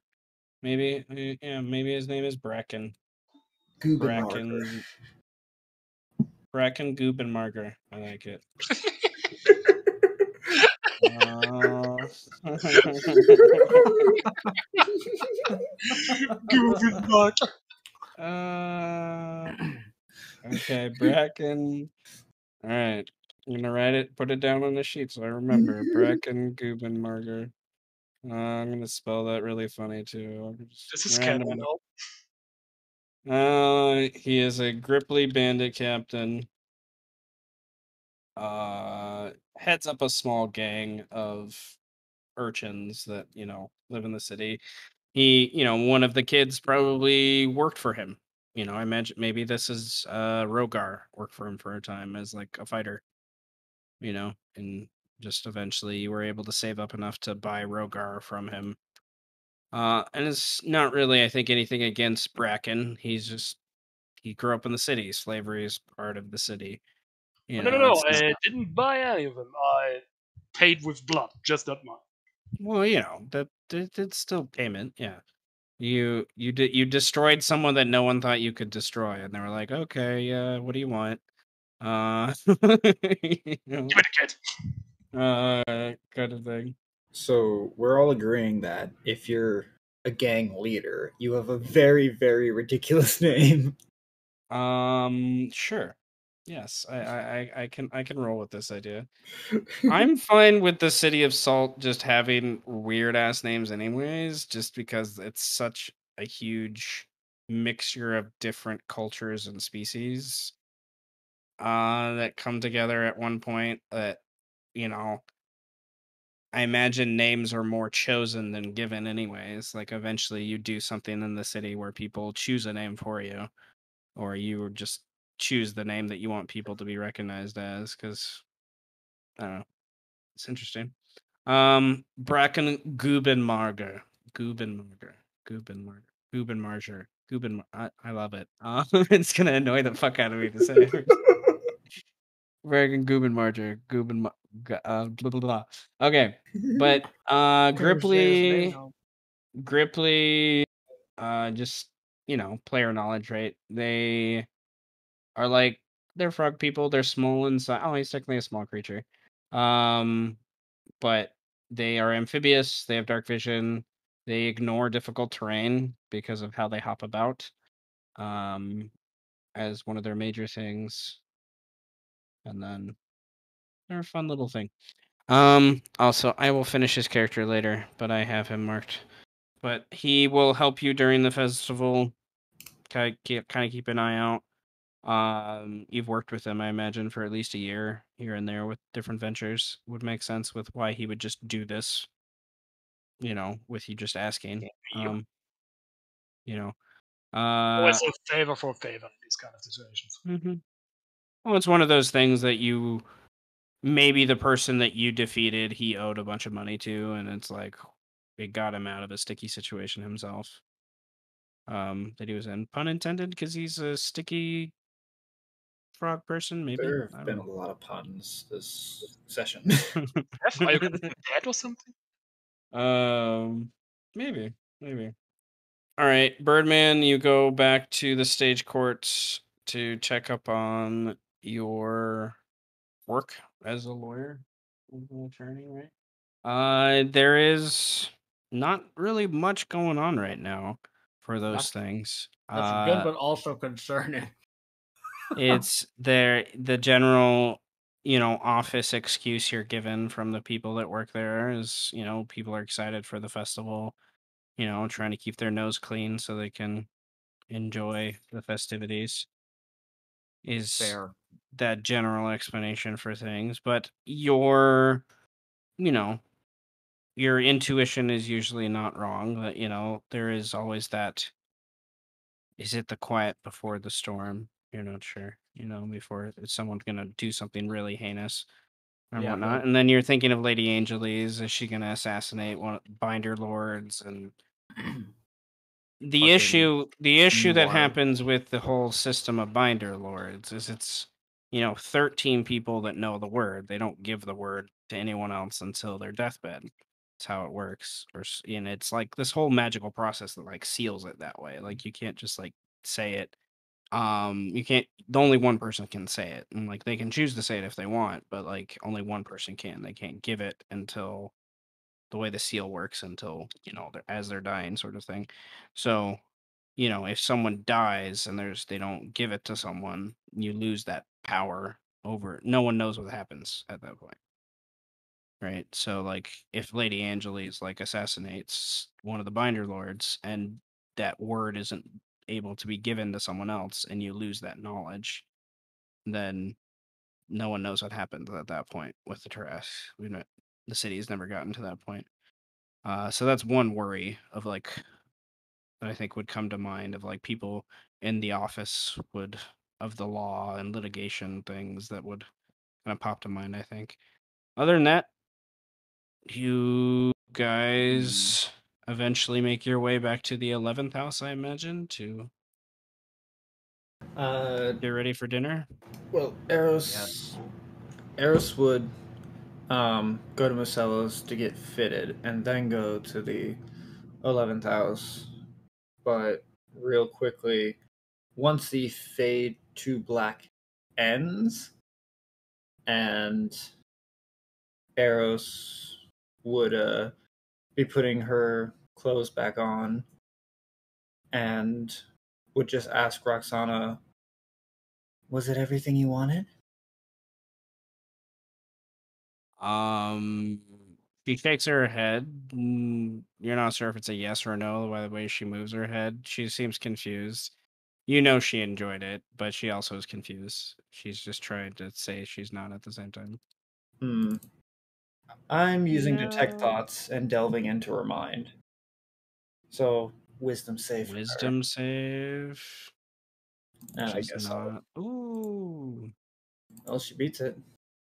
Yeah, you're not sure exactly, other than the surface thoughts of her just, she has feelings for you, but she's not sure what's going on at the same time with the education of her future, I guess, for the same point. I don't know. She's confused, is the easiest way to put it, I guess. But she nods and gets dressed and kind of sees you down the stairs. And, you know, eventually will look you in the eyes and as your way out and kind of grab your hand and say goodbye rather sincerely. Hopes to see you again. Don't worry. I'm not the type to just die unless more rats show up. Sorry. No, I'll be fine. I think that's what I mean. You have friends that have a knack of getting in and drawing attention. And when that couples with the own attention you bring, blood tends to boil. So be careful. Don't worry. I'm always careful. I'll see you maybe tonight, maybe tomorrow. But I will see you. He nods and kisses you on the cheek and gives you one more quick hug and then turns around and goes into character that she needs to continue to entertain for um Rexani in the 13th house. And I leave with that. I Yeah. must get my outfit ready. Ding side Hookers tag. get jobs. Get some Get hookers some jobs. jobs. Hookers get jobs. Jobs get hookers. Yes. Yes. Butter in her shallow. Okay. Butter in her shadow. Shallow in her hooker butter. Hook her in the butt. Shallow hooker in the butter. Shallow hooker in the butter. Really? Shadow butter in the hooker. You guys might be speaking languages I understand by this point, but I'm not sure. I'm never speaking a language that anyone can understand. Speaking a language? The only thing that I'm learning is that I'm actually rather good at smut. That's all I can say. I'm good at We English. notice. Dude, I went to go get chicken. I came back. You were having sex. Yeah! Well, he I got up to get roll chicken. He did roll a 30 on his check. I left so- you guys were. I left you guys were going up into a room and Okay. having a nice conversation. I come back with chicken, and you guys are banging. So Shit happens. Yeah, shit happens. Magic happens indeed. and getting a 30 and, I don't know. All right. 1, 2, 3, 4. How many do I need to get rid of? Yeah, I can't have amazing performance checks when I'm doing music, but when it comes to, getting people really horny, yeah. Toning down. I imagine it was like Eris wasn't even doing anything special. Like the performance was just Eris's natural demeanor. Like Eris Okay. things to people. You guys and drop yourselves and pick your seat across from the members of the 11th house. Actually, no. I want to be in Need front of the to- squamata. I'm moving in front of the deranged-looking wizard dude. Well, That's the binder lord. That explains a lot. Yeah. The deranged looking wizard. Am I wrong? No. I mean, He's the binder lord. He looks like he's, really, really trying to. I don't know. Kind of just. He's trying really hard to take a shit, but can't.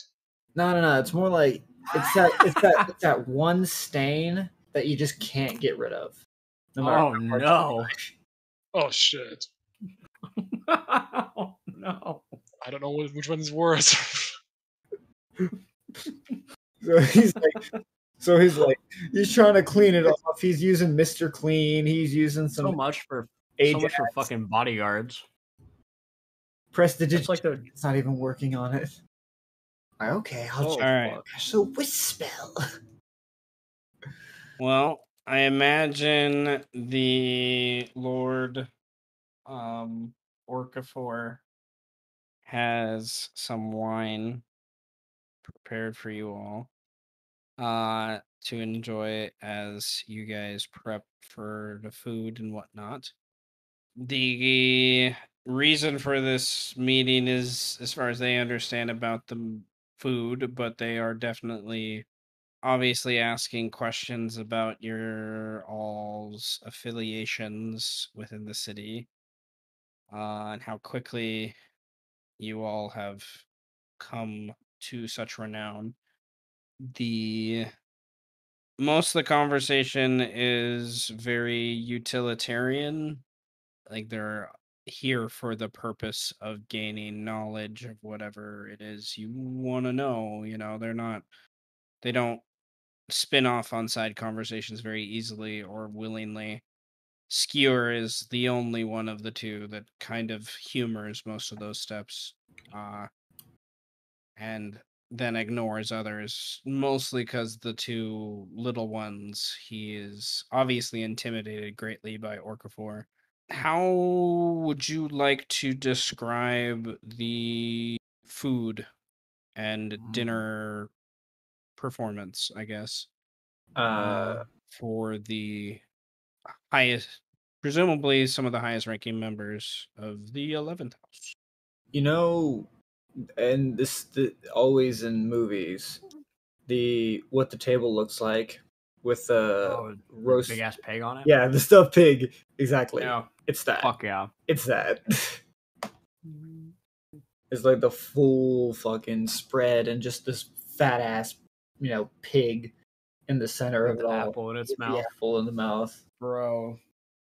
This session's making me hungry as fuck, and I just ate a bunch of chicken. Yeah, me too. We can talk about food like all fucking day.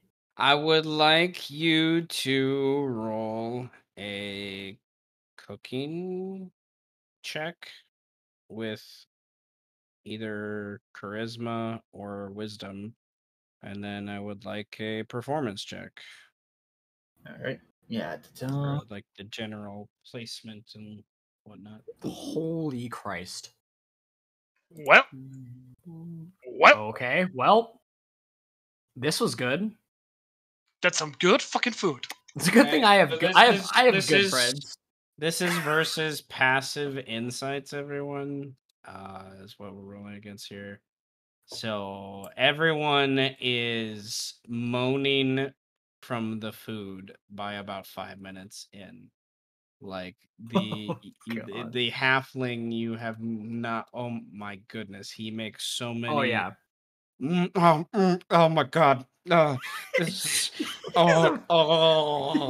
he's like he's in heaven. He's in heaven. Then the binder lord, he They make it in is a little pints? more prim and proper with his understanding of food. But he definitely eats a shit ton. And Skewer, he's a lizard, so it's like chunks of meat just and he just sears them a little bit with firebolt, and then to his liking, and then Oh my god. he's definitely enjoying the rest of it. And then the rest of you, Well done, pork. What a fucking this is monster. some of the best food you've ever had in the city. And pork is relatively rare. It's not as rare as beef, by any means. Uh, but it is not, especially to find pork that isn't just. Most people would prefer Tarrasque because it's not as fatty usually. Hero saw a whole ass pig and took an opportunity. Mhm. That should be expensive. Yeah, they paid for it all. Exactly. So Eris is just their bellies are getting full. It's getting to the after dinner drinks and things like that. What do you do? well. Seems like I'm pleasuring a lot of people tonight. It sure seems that way. It's delicious. Thanks. I had a lot of help from those toys that Squeer gave me. Oh, you got some new cooking utensils? New experience. More like, they move on their own. I just tell them what to do and they do it. Ah, these things. Magic hands. You guys got magic cards and magic Magic And pots and magic pans. hands. Eros is like, I would imagine that Eros, like, through the majority of the dinner, has been like admiring Squeer's scales the entire time. Like, those scales, they look so shiny and smooth. I bet they feel great to the touch. Orcafor would nudge Skew and say, "You should give her a sample in the next shed." And most of the dinner, Okafor is looking at Birdman, and when he's not looking at Birdman, he's looking at Strike. He spends very little time looking at Eros and concerned at all with Eros. Whereas the halfling is just like exact opposite, is just spending most of the time at Eros while he's eating, probably imagining Eros. And then Cooking for him for the Skewer rest of his Wait, life. wait. Is he just looking or straight up staring? He's like straight up staring. staring. Straight up I staring. don't strike him He's- staring. he's He dead. just like smiles and waves awkwardly. He's daydreaming about Eros cooking for him for the rest of his life. Yes. Like, oh my god. Will you marry me? Like, Just smile and wave. oh my always. god. Just smile away. Yeah, Birdman doesn't say a lot because he really can't. So Yeah.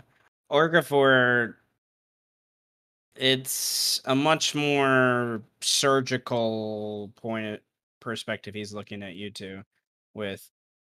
Skewer just seems to be just kind of generally enjoying the dinner, not really concerned about too much.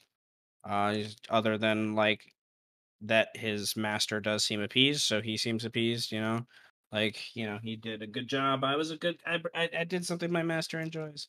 Kind of thing. he'll be getting a So treat before he goes to bed tonight. but you already get the impression Skewer as a squamata, the idea of sexuality makes no sense to him. So most squamata they're hermaphrodites. They don't breeding is something they don't think too much about. It just Sexual, happens. Sometimes it there's just a tag. Nobody you knows know, where it came from. it's more of an issue of nature when their time comes rather than like something that they search for pleasure like humans and elves and gnomes and many others do. When it's time, it's time. Well, I think we. Well, I obviously did a good job, but looking over at Orford, we, of course, didn't come just to fill our mouths with juicy fat meat. We came for other things, of course. The halfling is coughing up food. And Orcafor is nodding. I presumed as much. Now, how about we trade a question for a question? Ooh, I like trading. You may begin. Well,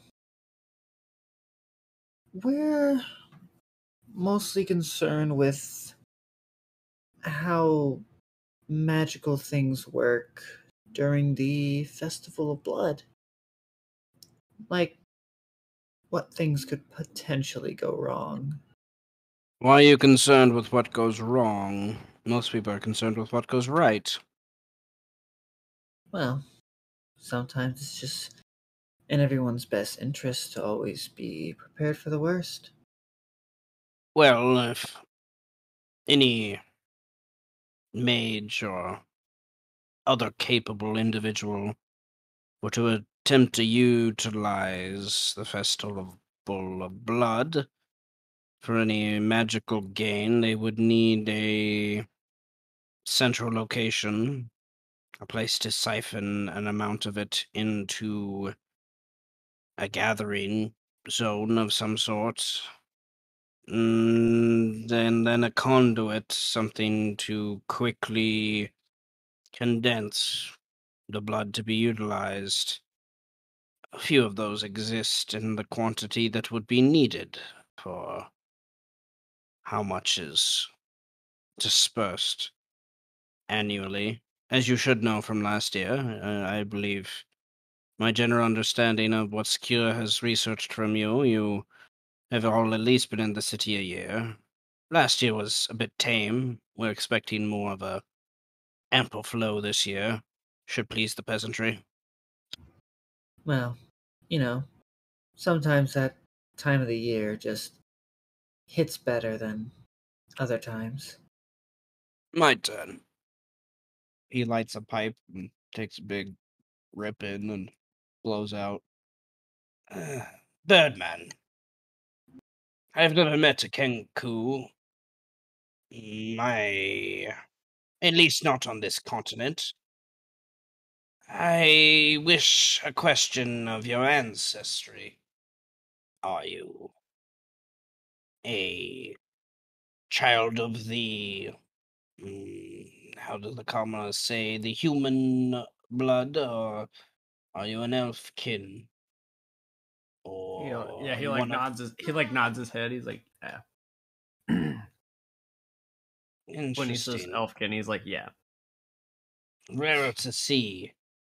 Something sparked a special incantation to taint, but that is my question. He just kind of obviously, like, mentally writes down that, you're an elfkin kind of thing. And then he motions to your side of the table to, like, hey, your turn for a question. Well, do either of you have a question, or should I just keep going? I don't really have one. Birdman shrugs. And then one point of clarity, like, Orcafor, he's been in the city for centuries, so it's not just immediate things. Like, if there's other questions you have about anything in the city, too, he has potential knowledge of. If it's too obscure, I'll have him roll a check. So far, it's relatively straightforward stuff. So, What do you think would happen if a binder lord were to die before passing on their word? many theories exist to this, but there are also many ploys to ensure sanctity. I have offered services to ensure many of my friends have a means of existence if something were to happen. But there are some who are stubborn. what has happened to the fourth house? They attempted for near 2 centuries to keep it within the Ratus and the brood of Autoxia. Brave she was indeed. But a forceful Thrundle has come in and, by means of magic I have only recently begun to be curious of. I've heard rumors that Eros might have a talent in these abilities to read the mind and delve in. Thrundle was able to use a device of some sort to take this before the untimely death. So this theory of it willingly being given is false, we have come to believe. And I have researched other instances that claim the same. It has been taken a few times, only in a few houses, such as mine. And the first house, their lawfulness aids in that, as well as my cousin in the fifth. The others each share moments where someone has taken it by force. But the other houses were able to pressure, I think, well enough. He shrugs. Can I do Beyond your initial insight before you do anything is beyond those obvious pieces of evidence. He's kind of like a doctor, he doesn't really want to, like, without evidence, say something because he knows you are a bard and, like, you easily could spin his words for things, kind of thing. He's distrustful. He's not hiding that in any way, shape, or form. Well, Like, and you're a lawyer, so I was gonna say, yeah, that's kind of a. And he obviously has no idea. He's obviously curious at Strike. Like, during most of this, most of that speech he gave, he's looking at Strike. You can tell his next question is probably related to Strike. Strike just looking back, waiting, kind of. Can I do an Arcana check about basically just about detect thoughts and what its capabilities would be if extracted to devices, basically magic item versions of it. Okay. It's It's a second level, so you need a 12. Okay. There are 2 devices, for lack of a better way to put it, 2 means magically that do this. One is it's siphoned through brain fluid from a powerful psychic creature. But you can synthesize a potion of detect thoughts that lasts for an hour and allows you to kind of do the same thing as the spell, basically. It might be less than an hour. I might be wrong about the time, but nonetheless. And then there's it's something I recently created in my mind that I haven't written down yet with the other group because they're dealing with mind flayers. But they have these they've harvested successfully with some really good surgical checks, medicine checks and stuff, brains of, like, an intact brain of a mind flayer after they killed it. And I was thinking, like, they could, like, put it in, siphon that magic into some sort of like eye patch or like circlet, or even maybe something that, like, literally, like, attaches to your head. Like, it's like you turn it into this, like, baby squid thing that, like, allows you to, like, gain this extra brain part, or, like, goes into your ear and, like, expands that part of your brain or something, like, literally like an attunement thing, but also like a mutation kind of thing that was going on because of what happened in my grindstone campaign that ended in my Sunday group a few months back. Mind flayers, unfortunately, are more common than you would be comfortable with. Oh no.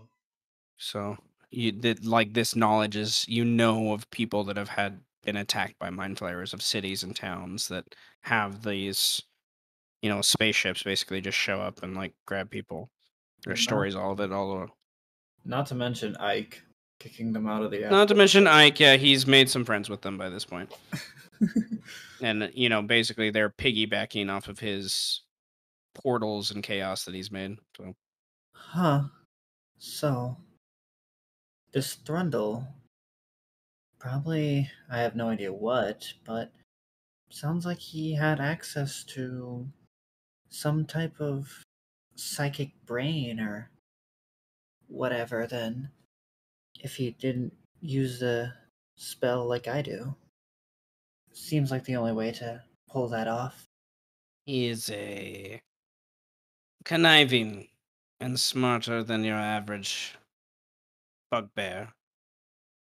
He has connections to the ancient chromosomes of Claude and Roe. So we presume he has connections to their surgical equipment as well. That is aided with this. His These catalysts were a confusing group to me when they arrived 100 years ago and continue to be now. But that is neither here nor there. My question, he points at Strike. Yes. How did you do what you've done? You are not... I can smell the magic on you. It's enticing in a way. I must know how and perhaps where have you found this?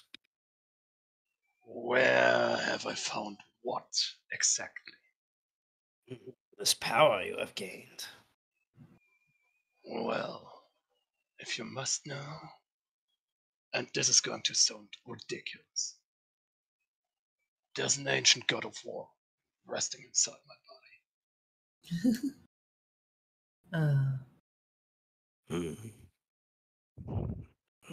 What, pray tell, is his name? His name is Kaiten.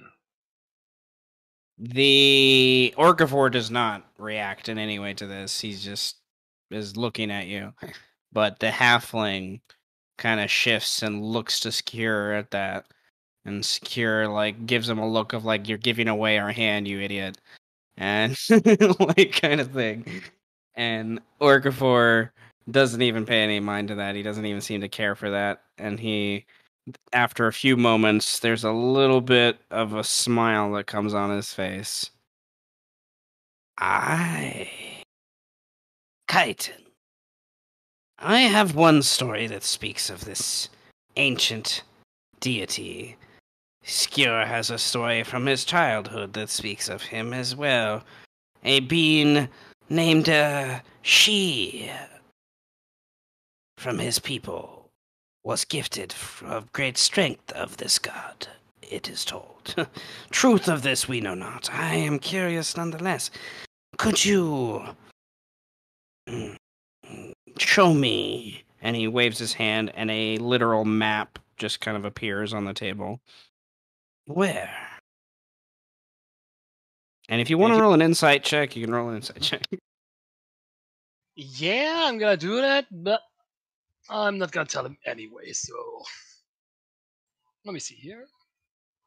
Alright. What now? Okay. what I'm gonna now? roll a deception. Blow the tower up. And we escape. All right, you We steal a boat. heighten, like, how do I word this? You get an image in your mind of you in the forest as a deer, and you are stopping to sniff a blade of grass to figure out where your family has gone. And you look and notice something on the ridge of the meadow, and you see Orcafor lighting a fire spell to attack you. And then you're like back here, and you're looking at Orcafor with his hand still out above the map, saying, "Hey, please point it out." Whoa. Oh, my damn strike. Takes his head in his hands, trying to process what the hell just happened. Shakes his head, looks at the guy, and says, "No, I think I will not do that." Orcafor looks to his two compatriots. They squirm a little bit. "I understand. Treasures are," and he waves his hand and the map disappears. "Best kept secret." His smile kind of washes away a little bit. And his, pupilless, irisless eyes kind of look at you, just filled with magic. And you sense a little bit of malice from your last insight check. Not enough to where you need to worry that he's going to attack you now, but he's upset at you, definitely, for those things. And Skira looks a little uncomfortable and kind of rises and claps his hands like, everyone, is there dessert? Oh, trust. Shit. I don't remember the last time I've ever baked anything. Did I make dessert? Did I not? Who knows? Well, only one way to find out. Oh my god, I hope so, the halfling says. I still have the left part of my second stomach to fill. Oh my god, yeah. So her dessert skills not as good as her normal dinner skills, but Holy shit. she does have Right. them. Is it a I cake? What Cookies? is it? I would say it's probably like a bunch of cupcakes, Oh my god. but they're like infused cupcakes. So it's not just like the bread and frosting on top. It's like they're filled with Okay, different fruits. cool. Maybe some Cool. tarts on the side as well.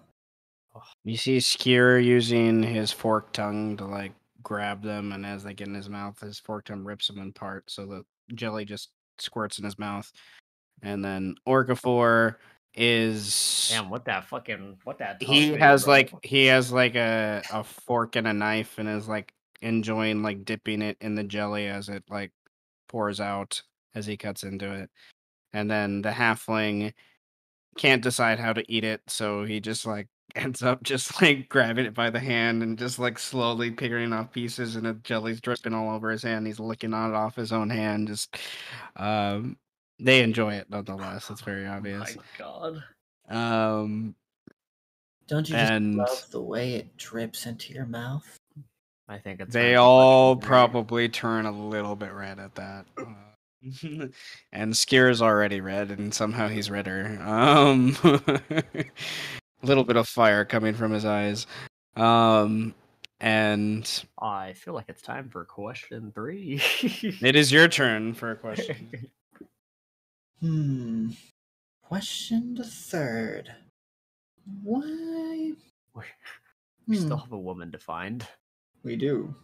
But Yeah. we don't want them to know that we have a woman No, to that she's find. alive, yeah. Can you... I'm just curious about this.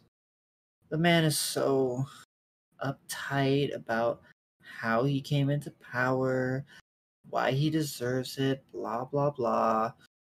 You know, little dick issues. How exactly did Altapar of the 10th house manage to get the position he has? If you'd happen to know.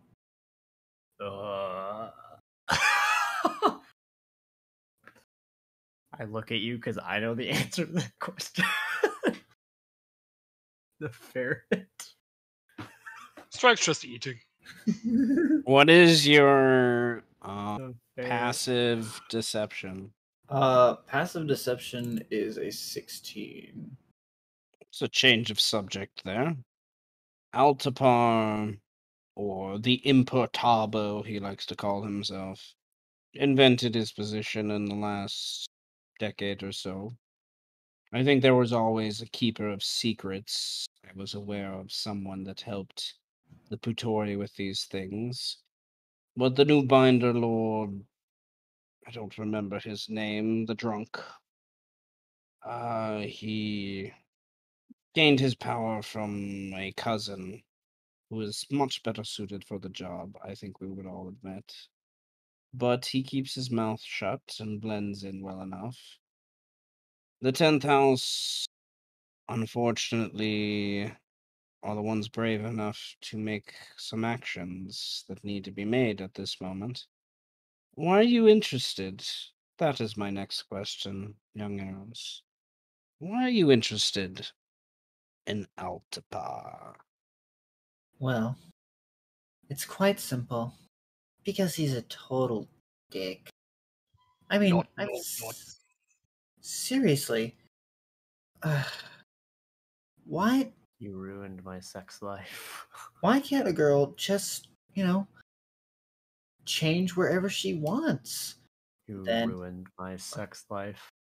and then he wants to get all upset just because his wife You wasn't ruined my putting out to sex him life. at that point in time, and then he misunderstands everything, and then he's going on about divorce this and divorce that, and then all of a sudden his wife is just gone. No one can find her. No one knows where the fuck she is, and it's just he's been really up my ass about it.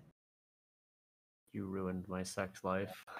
We get it, Brian. You, I feel like Steve Buscemi and Big you Lebowski. have been caught in a corner, I see. Is I guess that's my best gauge. Roll a deception check. Mm-hmm. Da-da-da. Well, your active You're not isn't your. gay. Oh, it's only for that. Okay, that's the shit ton. Okay. He nods and as well. Unfortunately, my knowledge, his wife was enticed in a similar situation, but much more innocent, I think, than you. And his human need for carnal activities has gotten him in a few other situations but like this before you arrived in the city, so I am not surprised. I do apologize for his ignorance. Willful, always as it is. I know. He tried to study with us years ago, but his skills seem better used towards being an ass, as you said. I always knew He's he just a was huge dick. But he has connections, resources. Each house does in their own right. And if anyone would be nominated to be given the 10th word, no one would question if Altopar was given it. So, again, he is an ass. But I'm curious. It is back to you, though, for your next question. Okay. And he's eating the last bite of the cupcake, so you know this is like, you got maybe one more question after this, unless you figure out a way to weasel your guys away and to stay here past, the time that most hosts would be like, okay, guys. As in, like, this would be the last question, or You got maybe 2 or more after, maybe. But it's like you guys are wrapping up dinner and then cleaning it up and interesting enough. yeah. So like unless you change the pace of something, is my point. Like this scene here, you've rolled well enough in this scene to where he's satisfied. So he's just kind of entertaining your questions by this point until this dinner is over. cool. Then does arrows have like a really? Okay. Then who would you say is the best magic shop in town? This is Seth buzzing because my brain's trying to think. And what things I put in place for those? I think I based it on the houses. What I said. And he smiles and he's like, "Well, you have come to the right place." Yeah, me, duh. Oh. I'm sorry, well, we never got to be inside your tower before, so it's a new experience. He snaps his fingers, and when you guys all stand up, walk a couple paces, by the time you like turn around behind you, you're in like this spacious rock and glass and carved wood and metal kind of shop display area that's just open. There's a lot. It's like more than it's it's a huge amount of square footage with these different just like helmets and swords and items and stuff fuck? just kind of layered on there of various things. Um and he's like, and then there's draws your attention to other trays that have different rings and stuff. He doesn't have a lot of stuff. He's like definitely making it look grandiose, but still like general passive understanding of these things that you guys know as a level 7. This is a lot of gold right here that he has in kind of inventory for these things. I need to pull up my little shop thingy. But he also has just like places with different ornamental and attuned in different ways foci for arcane things, blank books for wizards, uh maps, mapping case scroll cases, component pouches that are filled with different assemblages of things. They you know pouches and robes, and uh draws your attention to if you ever get outside the city and get lost and need to get back to the city, have a portal scroll that immediate will bring you back to the shop here, to their kind of circle they have here. And then they have different magic items of various quality. It's not really like a big enough store to like have any legendary items, quote unquote, but they have a few. I'm gonna roll a d4, and I would like each of you to all roll a d4. Ah, Yeah. D4. come on. Perfect. man. This is so on Lots of brand. It's perfect. fours. Lots of fours. It's so on brand, Okay. though. So in his stock right now, he has, when I have to do things off the cuff. Here we go. This is why we have dice to roll more things. So I would like you all to. Okay, what did I? Is that seriously going to be the number? Yes. That's going to be. It is. Is it a Okay. funny number? I would like you all to roll 1d69. Yeah, it was yes. Uh, 1d69. Oh shit. 69. We're using a funny number Okay. today. We are using a funny number. You find the book of legendary fade to black positions. The fucking magical Kama Sutra. Yeah, the magical Kama Sutra. Hell yeah. How to use magic to enchant your Fade to Lover. black life. Yeah. Your wand of magic missiles. Oh. The wand of impossible girth. Wand Wand of what? enlargement. The wand of impossible girth. Okay. The ring of Um, penetration. Not the one. The discount Excalibur. Oh, God. Discount Excalibur. My God.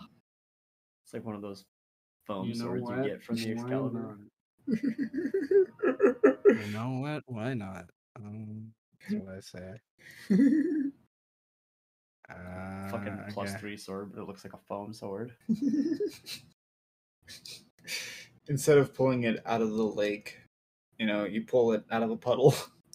I pulled it out of a like one of those claw machines. Okay. Oh, Lord. I need to find one more. So how did you become king of Britain? Oh, my sick claw machine Okay. skills. So he has various amounts of the other things that I mentioned before for arcane focuses and druidic focuses and pouches and spell books and things like that. He also can offer spell services too, like you can pay him for spells he mentions. Can you remove it first? He I don't know if he's high enough level. I think wizards get remove curse. For What do those wizards things. not? That's a third level spell. Yeah, he could. Oh, hell It costs 210 gold my crackhead per money. spell, as long as you provide the resources. And then, but items wise, he has, magic item stores don't have they're not like Walmart's. Okay. They're not. Or are they? They're like, well, no. Well, that's what Waveler did. You're not at Waveler's place. Yeah, exactly. But Waveler has lots of shitty ones that are like, Yeah. Off-brand Walmart. magic. like it's a wand of magic whistle that only has like 12 charges in it, and then it just got died. Oh, Flame God. tongue just kind of fizzles of flame. It's a flame tongue that you can hit 5 times, and then it's like, oh no, it's done. And just doesn't just stop to work. It breaks. It breaks, yeah. So Fucking like it's jag. all shit stuff that like he charges you the same amount for. So okay, but nonetheless, he has a couple things. He goes to the cheaper stuff first. He has a wand sheath. Okay, pretty cool. It's a sheath for your wand. Sheath for my wand. A holster for my gun. Yeah, What? Wand sheath. And Wand sheath. it is, he says it's 45 gold. It requires attunement by a robot left it to him. He's like, if you know anyone that's a robot, he could sell it to you. Okay. Why does he suddenly have like that dude at the beginning of Aladdin vibes? Like he literally is just like, it will not break. I'm satisfied with this. I'm satisfied with this. It's like, it will not break. He taps on the table and then it breaks. He also has Oh God. roll me a D100. Da-da-da. Everyone? And I'll it do just it. one person roll a I'll do it. D100. Hell yeah. Nice. 15. Okay. He has a feather token that the clip on it is in the shape of an anchor.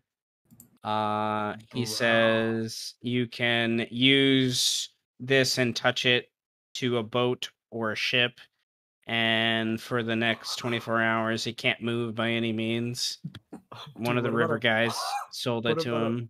What about a person? Can you stick it to a person? And I think specifically involves water, so maybe Okay, if you're in that water. would be so funny, dude. Um, Is there Dude, anything you that can't might move be because they're interesting like, for? what the hell? Not seeing no one's like extremely interested in. He's like, oh, we'll come back to that. We'll discuss that one. He has a nicer. He has a set of glamour weave armor. It's light armor, so like studded leather. Glamour weave allows you to kind of wreath yourself in harmless illusory effects like flames or butterflies, something like to that effect. Mechanically, it gives you an extra D4 to add on to performance or persuasion checks once per day. Just kind of give you an extra little boost for those things. It Does he doesn't have the require. best magic item, a cloak of billowing? No, it doesn't have a cloak of billowing, unfortunately. He's like, nah, you can look for it if you want. It might take me a little while. He has some Kigatom's ointment. It's a jar of that. It's, rub it on, makes you feel good. It's nice. This is how you spice up a conversation And with the then, wizard. Say rubbing. and then speaking of knockoff Excaliburs,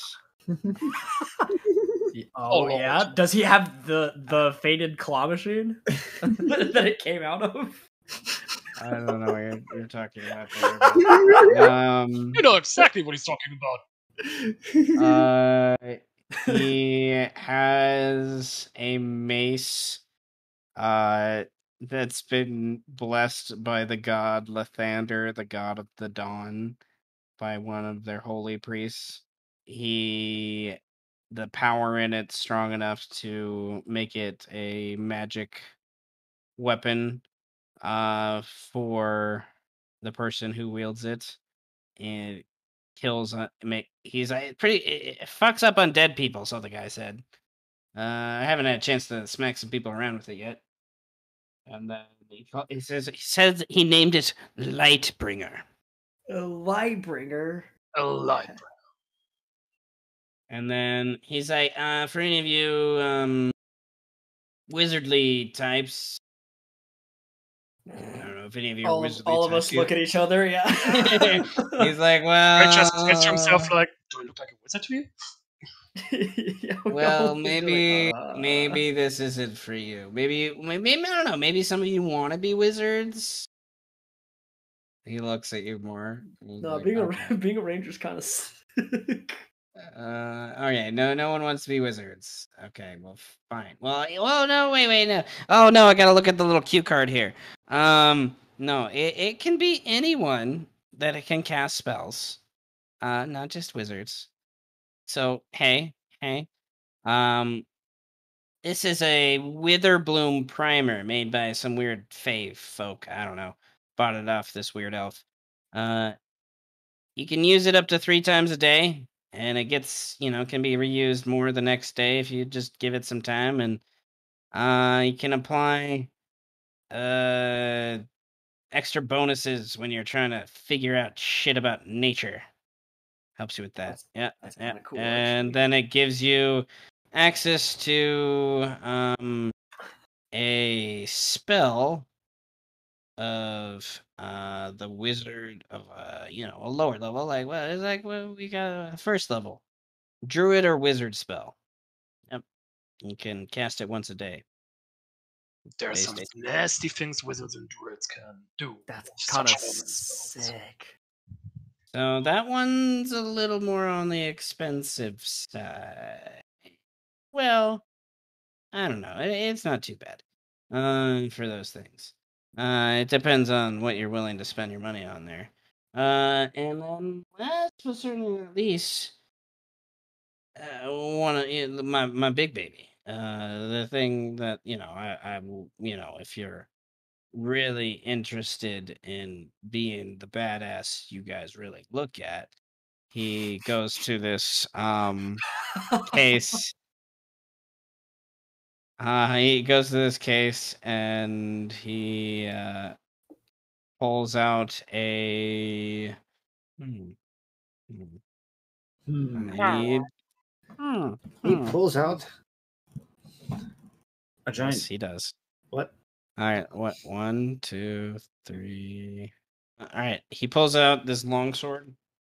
That is like this dark blue steel, and you can feel like when he pulls it out of the case it's in, you can feel like the cold in the room emanate from it. And he's like, it's one of my babies, made by a dwarf from the North Mountains. Called it his frost brand. Yeah, that's what I got right now. I can look for stuff if you need want something else.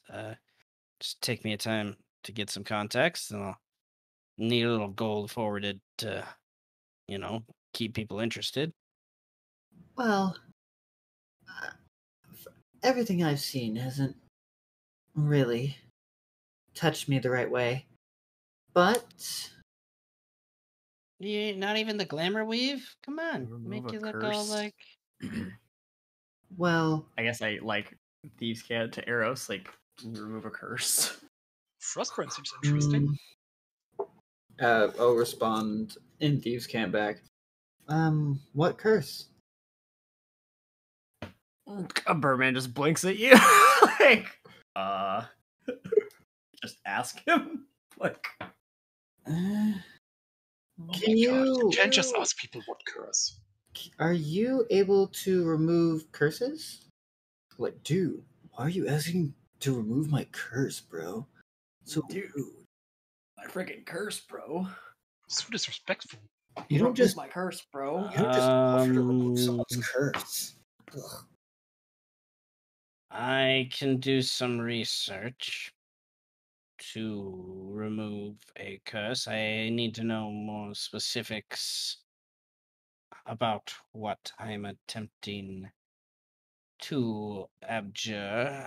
My two compatriots here are quite capable abjuration wizards in their own right.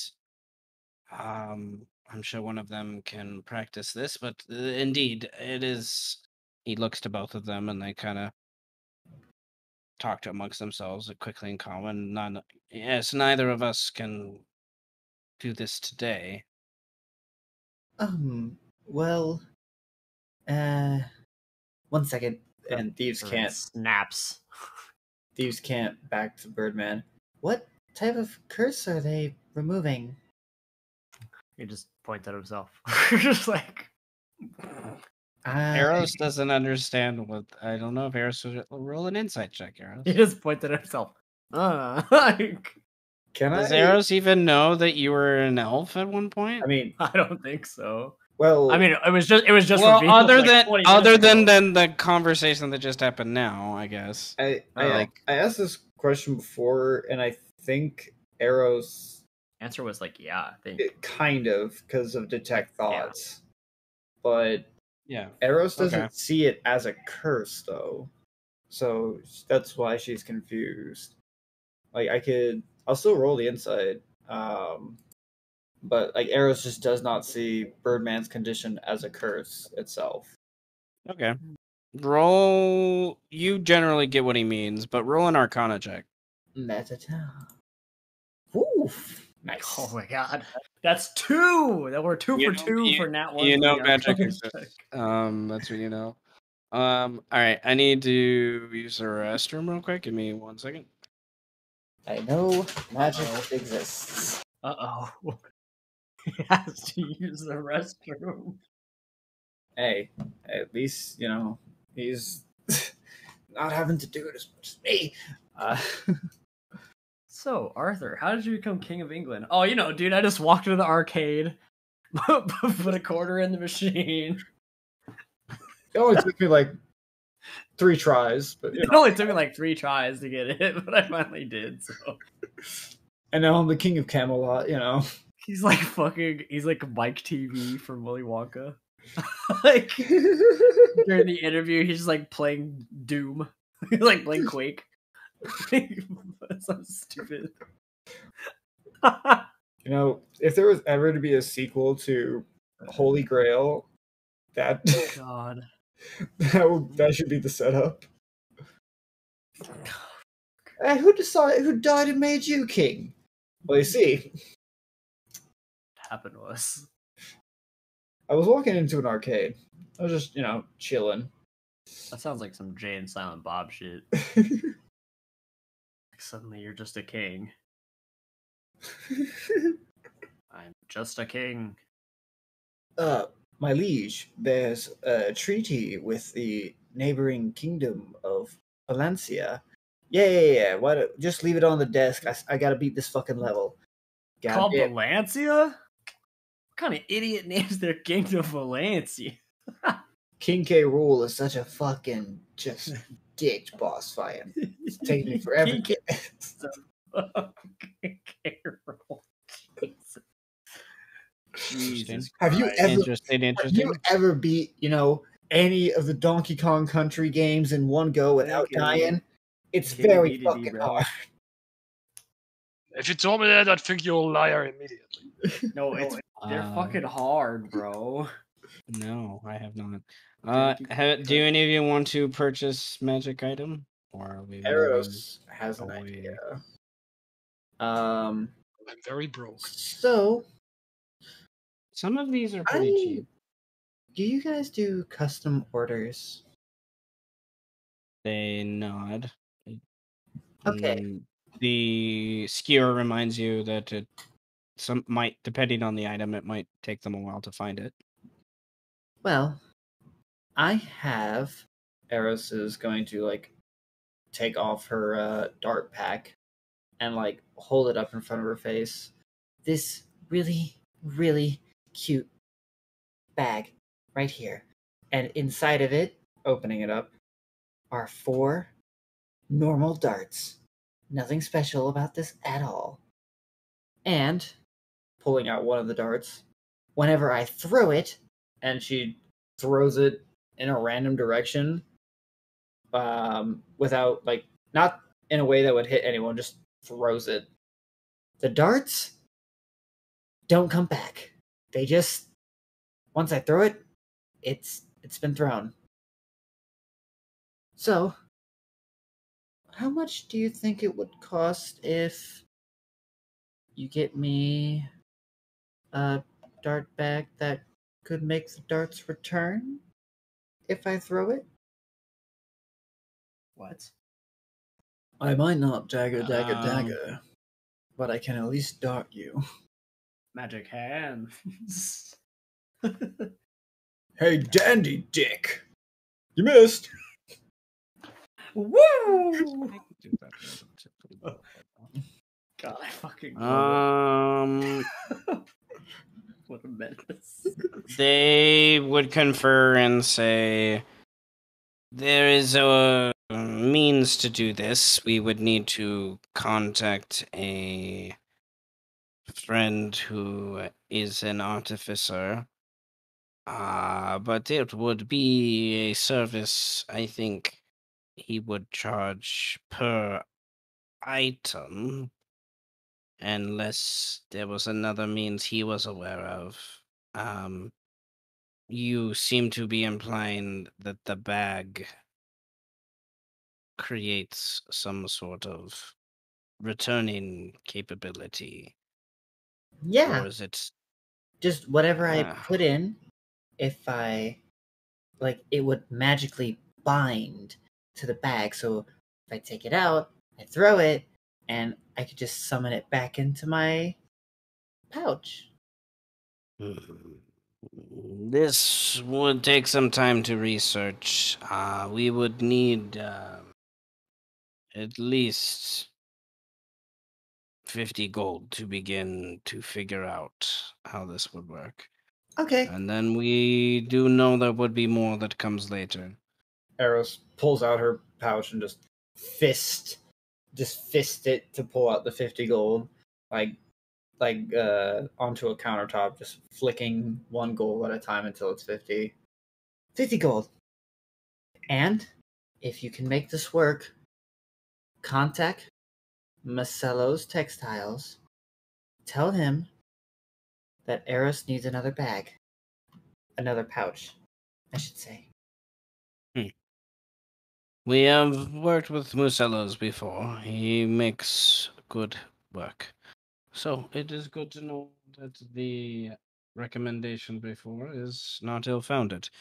They nod and he kind of waves his hand and pulls out of a dimensional pocket a piece of paper and starts to write up like a work order kind of thing.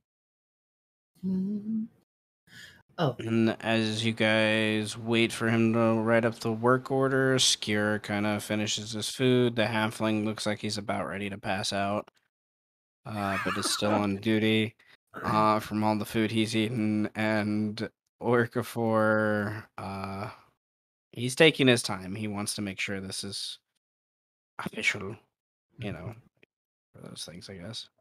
That's a mood.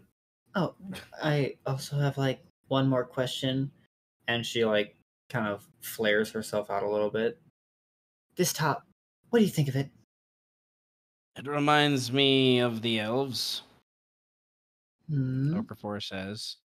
The halfling kind of resituates up and he's just like, it looks beautiful.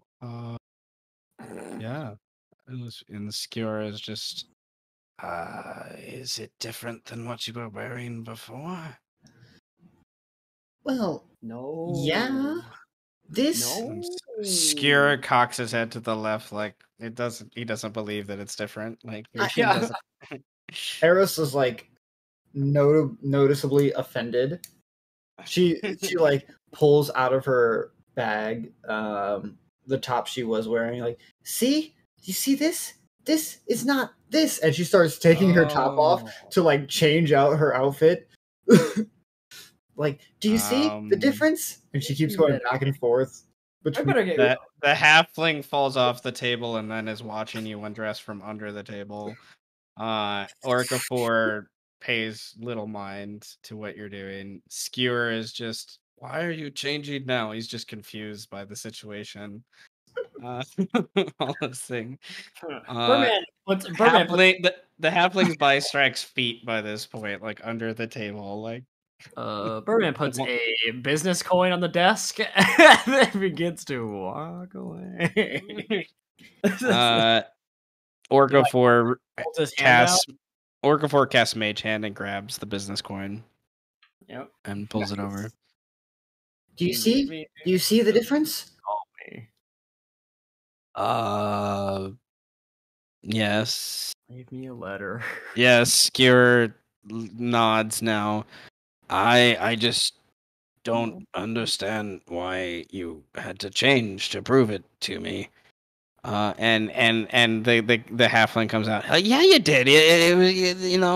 We needed the full show. The full performance. And his face is all red, and he kind of trips over himself and goes there and is like, so, my lady Eros, you when you gonna perform again? My Birdman's walking to the stairs by this point, right? Yeah. And he's like, okay. And Orcafor is about to finish the paperwork, and he yells out, Littlefoot, leave it alone, or my foot will come up your ass. And the little foot looks back and forth and isn't quite sure what to do. He's just like, yeah, but anytime, I take you out and see some of the things, Orcafor just walks over and hands you the paperwork, and then a mage hand comes behind the halfling and slaps him behind the head. Poor guy. And Skier is just confused still, just by the whole situation. He just doesn't understand. He's like, but he seems finally a smile comes over his face as he sees like the business is being done, and that Orcafor seems pleased generally by what's going on, and Orca Forest, please. and oh, didn't we make him bigger? Yep. He's He's supposed to be huge. small. Holy shit. He's not a dwarf. A lot of So, characters running in this campaign. you guys, he looks, and it's pretty basic contract. Stipulates the item itself will cost more than the finding fee. Once they find the item, they'll quote you how much it'll cost. Or if they're able to find someone to craft it, or if they can figure out how to craft it Notarize the document. for those things. Oh, before we go, I guess I do have one last question. Birdman gets to the stairs, stops, turns around. Fuck. Yeah. Just The halfling is like, I'm available on Moradin's Day. Oh, not that. Okay. you know, artificers are able to construct things in a magical sense, but not an attunement sense. Yes? Combining magic and mechanics together. They approach non-magical items to bless them in a way, yes. Awaken the magic essence within them. Okay. Can you give me the name of one you'd recommend? Well, my scroll. Well, your best situation. I could get you in contact with my brother's house, my cousin's house. The fifth house has many an alchemist and different battlesmiths that assist in the construction of their district. That's who I was going to write to ask him of this situation. But if you would like to instead take a letter of introduction, I sure you could handle it more directly. Sure, yeah. Birdman, wasn't, your recent friend from the fifth house? Or am I mistaken? Thinking. Nope. And I'm referring to the contact. No. He's Okay, yeah. the ninth house. No. He's like, Although Cotton is intertwined with the fifth Cotton's house. like directly. Yeah. Oh, sorry, I completely. Never mind, I mixed those up. Yeah, I'll do that myself. He nods. Thanks for, this, and I am glad that you all enjoyed my cooking. Your answers have been very insightful. I think about magic quite a bit, being magically inclined myself, and the Tarask is a very interesting creature. So I was just curious about things that I wouldn't be able to figure out on my own. Well, there's lots of knowledge in this city if you know who to ask. And how to. He holds the coins in his hand that you gave him. Well, thanks. We'll be on our way now. And she'll skip over to her buddies. Okay. As we walk out. 1 second before you to walk out. As Arrows passes by, you're pretty sure someone touched your ass. But But you know. yeah. Wonder who it could have been. There's only 3 choices. And There is whether only one of 3 them make- choices. I'm pretty sure there's only one choice. if I had to narrow it down to who I thought it was. Eros would only be turn one. on would turn on her heel and say, "Hey, I didn't ask for that. So that's 20 gold." Oh! Orcafor and Skewer are staring at Littlefoot, and Littlefoot's looking like, what? What? I didn't do nothing. Can look what you can't touch, bro. You're not sure if you believe him or not. For those things, Orcafor isn't sure if he believes him or not, and he comes over and he is points at the guy, and he points to where like a pouch would be on his hip and under his clothes, and Littlefoot goes to his pouch and I've all right. I don't really got much coin on me right now, but I can. Well, it's 20 gold, or I'll tell Rexani you're not allowed back in the 13th house. Okay, here. This is. I recently got some gold powdered for a new spell. Here, take this. And you have gold dust. That's about 25 gold worth. Nice. Strike moves over, towers over the guy, and snarls, "Don't ever touch someone without their permission again." I didn't touch no one. I don't know what you're talking about. Hmm. Roll an Arcana check if you want to maybe figure out what spell this would be used for. If you care about that. Sure, yeah. Gold dust. Cool. Ooh. Gold dust is used for various things, but more than likely, he was called an abjuration wizard.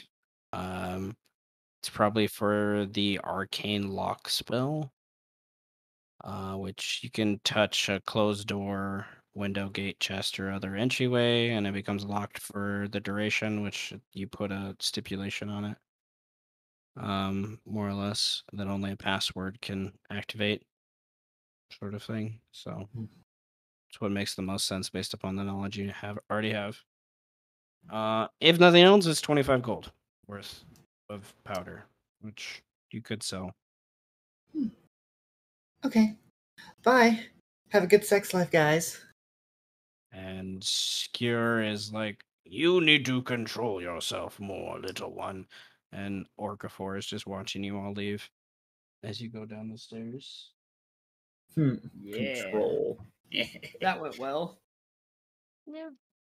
Got We some got the hook knowledge. up on the on the the magic item game. Okay. So, But you're nearing the end of the day. The sun's going down definitely by this point. It's after dinner sun kind of thing, early dinner. You guys kind of had sort of.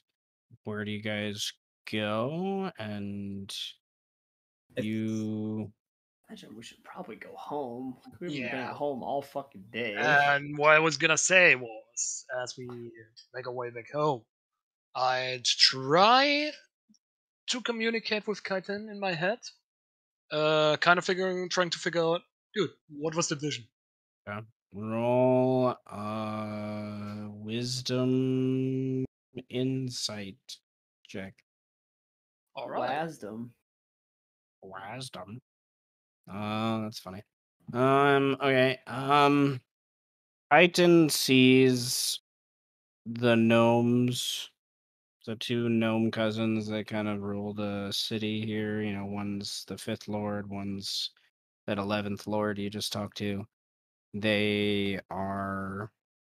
He doesn't see them in a kind light in any way. They have precipitated and allowed the destruction and decimation of the land by facilitating the death of the Tarask and its continuous harvesting. Like it goes against what chitin stands for in the basic form of things. Is they're mutating life as nature kind of dictates it, which is what chitin is kind of the spirit of nature in a way. So he sees you and his many children as the deer, and he's almost labeling Orcafor as a poacher. The simplest way to put it. So that was essentially a warning to not tell him anything. Yeah. Don't tell him anything. Don't trust him with any of the knowledge of your natural inclinations for those things. Like, the Animesus are closer children to chitin than most other races and species on the planet. So, it's also, I don't know, his animal children, he's worried of what the others will do. These more, not necessarily ancient, because the Animesus have been in these lands for a while. It's just Animesus just don't live for a very long time, most of them. So. Alright. Once that is cleared up, Strike would ask him if he would see them as threats that should be taken out at some point. You get like an image of like a really close up point of view of like some sort of quadrupedal hoofed creature climbing up on a mountain, and you're watching its hoof like penetrate into the shaly rock face that it's climbing up on. And as the hoof removes from the space that it kind of stepped into, you know, one piece of stone underneath it shifts in an awkward way and tumbles off, and then like an avalanche falls, and the goat or whatever creature that was climbing gets absorbed in the avalanche and eventually dies. You know, an image of he's not sure what that will do. Like he thinks it might be a good idea, but he's not sure of like the future. Gods are not omniscient in this world. They don't know everything in any way, shape, or form. So he's like, yeah, if we killed him, but what other thing's going to happen if we do? He may not know if there's another deity or another creature that's protecting it or something. So I see. he's he's sort of lawful in a way. Now more than he was, I guess, in some ways. I guess that's more neutral. Like his neutral nature is showing a little bit more there. Gnomes are not considered part of his domain. Like you are. Gnomes are not. Humans are not.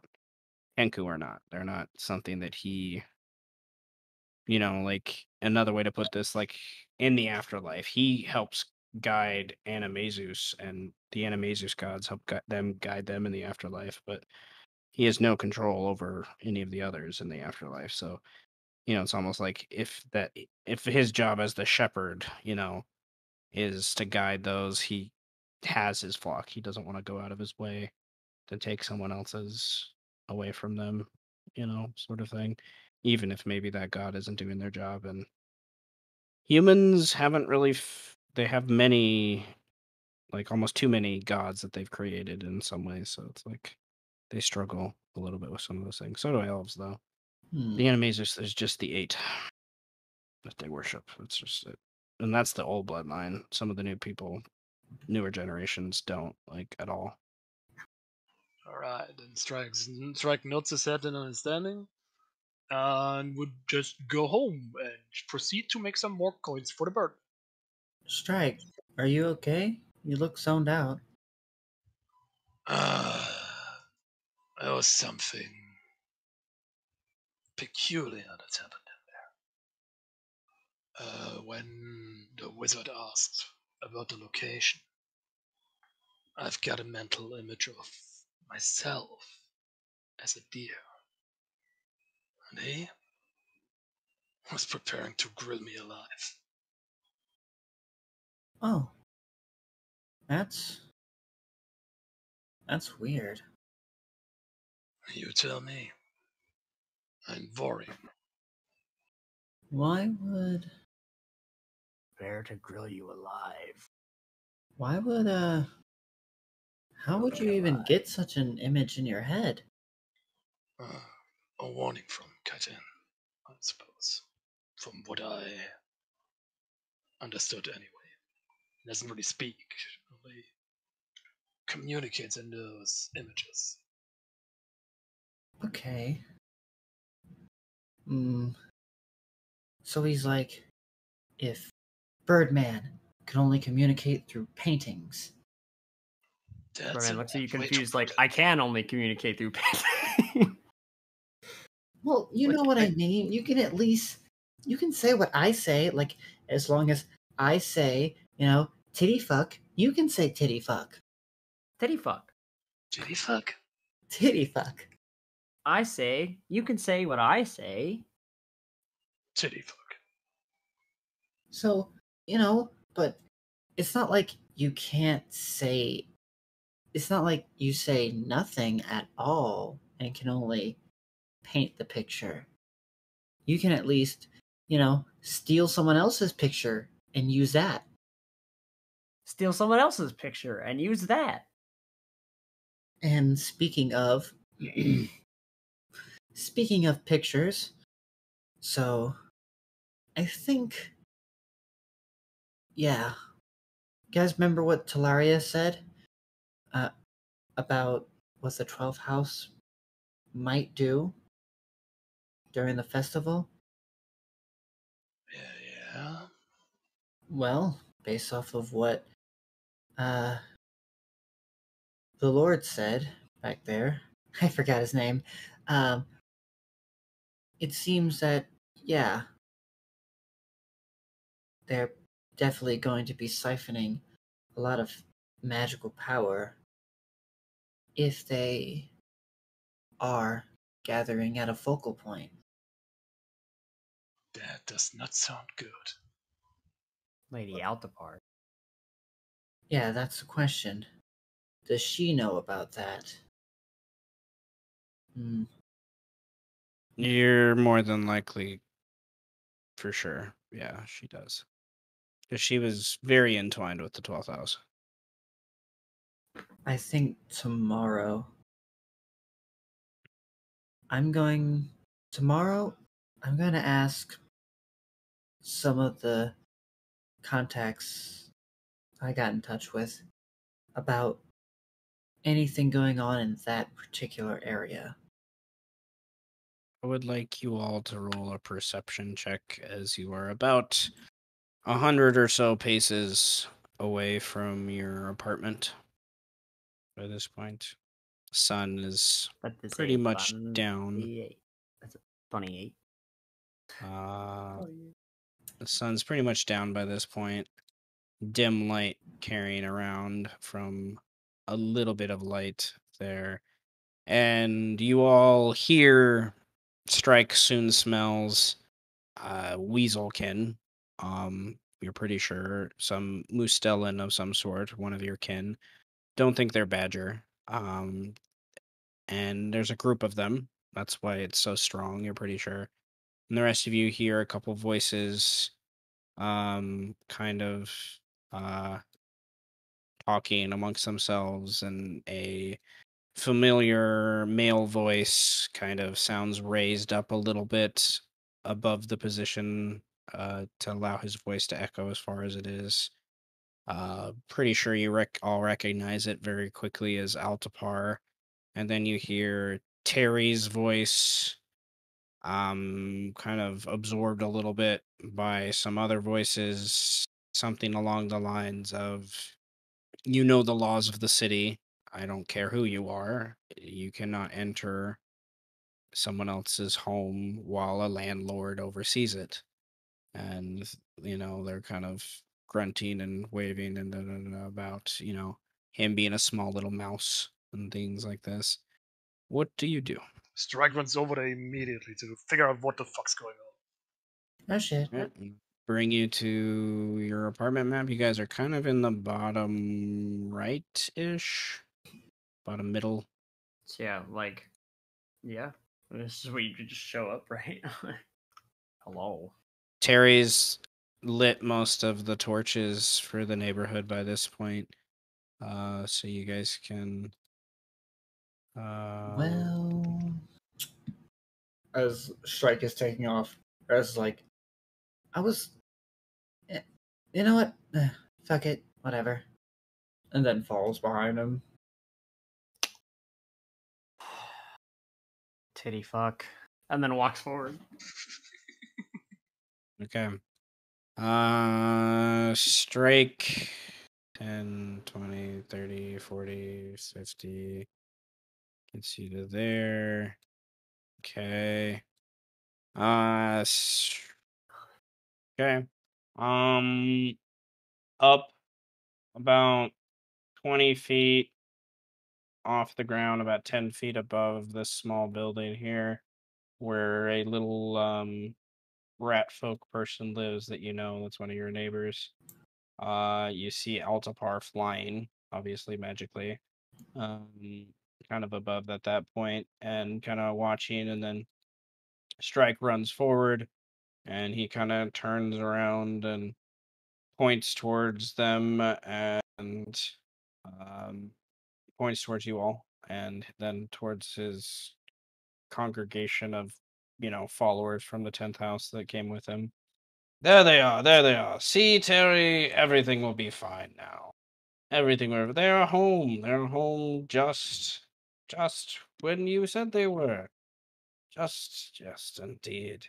And Terry's like, yeah, okay. So get your guys to back down from the thing. Let's just, you guys can just have a gentle conversation outside. I don't want nothing to happen to my building. And a couple of the guys kind of run down the steps and hop down. One stays by the door up there on the steps, and Mass Altapar kind of flies up, good distance more up above everything at that same moment. And what do you do? Um, what are you guys doing here?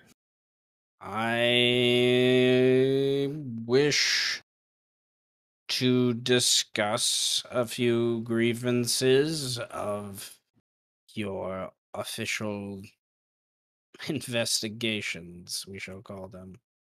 Come again? He yells a little louder. I wish to discuss why you lied to me. About what? You know well enough about young Arrows. Clearly I don't if you don't say what it is. Oh, I don't know. My wife being alive. Alive? Well, some people Ah, just go through post-mortem hallucinations. It happens all the time. indeed it does. It does. Yeah, it's happened to me, I think, too many times than I would like, I think is how that works. Wouldn't you agree? I would agree. And he is flying, and he's obviously beginning to cast some sort of spell. Roll initiative. Oh, this is good. This is gonna be good. You can hear his men murmuring as they get ready, that saying something along the lines of, you know, these liars, we all saw her. You know, they're gonna fool our Impertabo from his duties. We'll take care of him. Don't you worry, sir. Yeah, let's get him. They're just, little extremist loyalists, sort of, I think, in some ways. Well, this is Uh, gonna be hard to explain to my ferret friend. indeed. Okay, and then Harry goes first. Terry. Oh, shit. You got a nat 20. All right, Right, Terry Was goes my first. advantage was already built in, right? Yes, it's already built in. All right. So, okay, he's going to.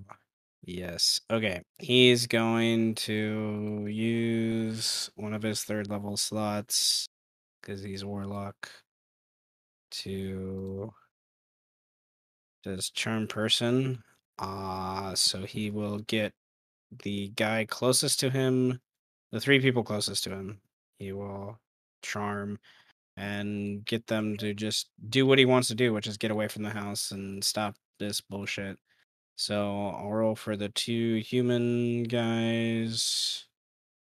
One fails, one passes. I'll say the one closest fails. Use the bleeding eyeball for charm. And then one of the little Putori Guys, wisdom fails. Okay. So they are now friendly to him. And for all intents and purposes. And this one here is going to 5, 10, 15, climbs up to the top of the building there. And is going to shoot at Strike. Strike dodges easily out of the way of both of those.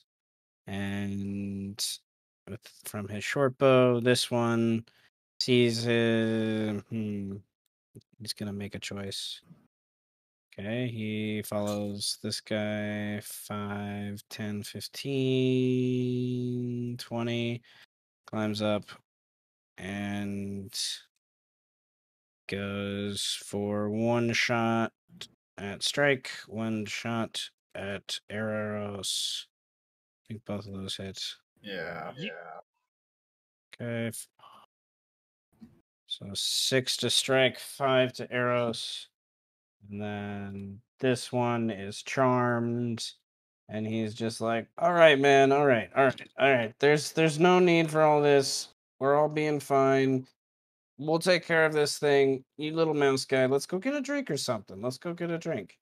And he is gonna roll a natural 20 charisma check, kind of talking to Terry. Terry, like, looking around is like, yeah, maybe that's a good idea. It's just to get around here. I don't know. But Strike, what do you do? Well, Strike does what he does best. Oh, there we go. Gets down on all fours as he begins to rage. As his fur goes fucking Super Saiyan, looks back at Eros and asks, "Do I kill them all?" They shot the first arrow. That is all I need to hear. And how high up is the fucker? 60 feet off the ground. Alrighty then. In that case, I'm just gonna go climb on the fucking building. Lynn How is high 10 now? feet tall. You are 50 feet from him. You had to use your climbing speed and whatnot. What? You mean climbing speed? I do have it. Unless specified otherwise, Okay, my so it took you 40 feet to climb up there. And now he's 50 feet up in the air above you. Alright then. In that case, that's what I got those bastards for. Get them fucking javelins out. There's Okay, also a big sword, right? disadvantage because they're range. Well, he's a tiny guy, so they can occupy the same space. Okay. Okay, disadvantage. Poof. Clinks across. The first one hits on his mage armor shield, and then the second one he's able to swerve out of the way. Alrighty. That's pretty much all I can do right here. Let's see. Yeah, that's all I can do. Eros, what do you do? I'd like to remind you, even though we're loosely in combat, you could still do persuasion checks and whatnot, more than likely at disadvantage, to try to convince others to stop fighting and whatnot. No, he's Yeah. fucking dead. Yeah. Well, I'm just saying for Eros, his niche is skill-based stuff, so he's still useful in a fight, is my point. Will Eros is definitely like thinking like could I contact someone, but then it's like, okay, he asked us to kill someone, and technically Birdman, the contract only says divorce. It does not explicitly say kill. That's true. So they might not have done the secretive agreement, but the legal contract of get her separated did go through. So she's not exactly in the wrong here. So Eros will probably say to Birdman, "Hey, I bet if we get the cops over here, we aren't technically in the wrong. And then Considers all these things. And then while he's considering that, she's going to say to all the lackeys, "Do you really think that this man is even worth following? Are you sure your working conditions are actually Here we good?" go. And it will be disadvantage persuasion, but that almost doesn't matter for an arrows because it's always at least 19. The prophet of BWC has returned. Interesting. Okay. So you couldn't hear this guy over here anyways, but he says something along like, "See, this lady's got the good idea. This isn't worth fighting over tonight, little mouse man. Come on, let's go get a drink." And this guy is going to he's kind of moves forward a little bit and to the side a little bit and then takes the dodge action. This is like, you know, Altspar sees them and is like, "What are you doing, idiot? Charge her!" And he is going to he flies 40 feet over there and another 20 feet up. And he is going to I would like Birdman and Eros to Oh roll god. a dex save Oh shit. as he fires a fireball. Of course. What's the DC? Oh, 15. The spells. Jesus Christ. Take this inspiration, you succeed. Oh, whoops. Take Right, the inspiration.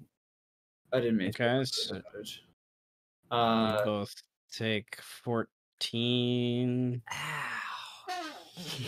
Ow. fire from that. And he's like, look this, we have nothing to worry from here.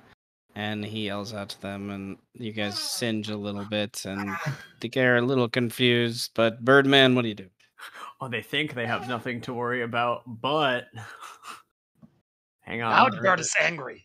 With the power of this, with the power of mimicry.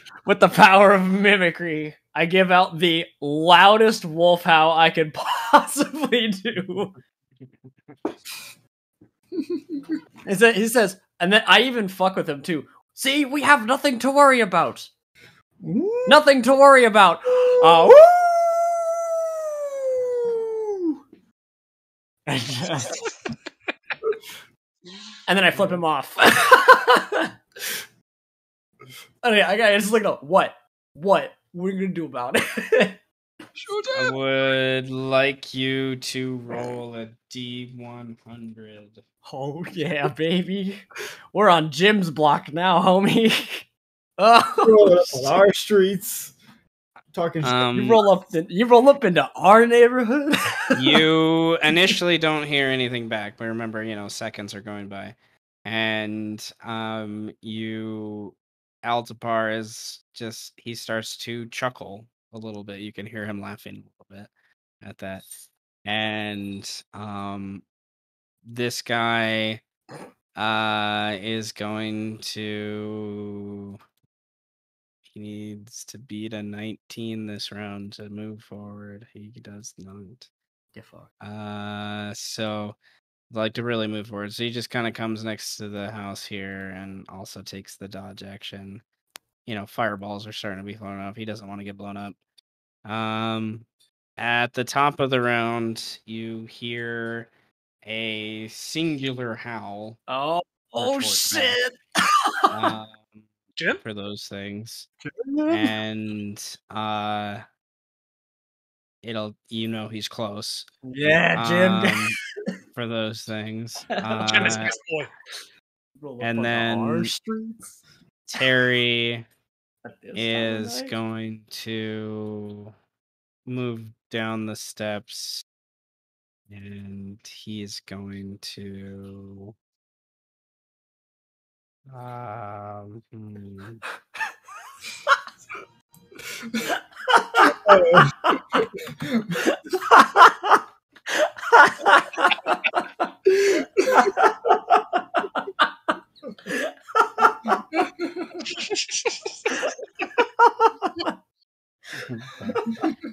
Hmm.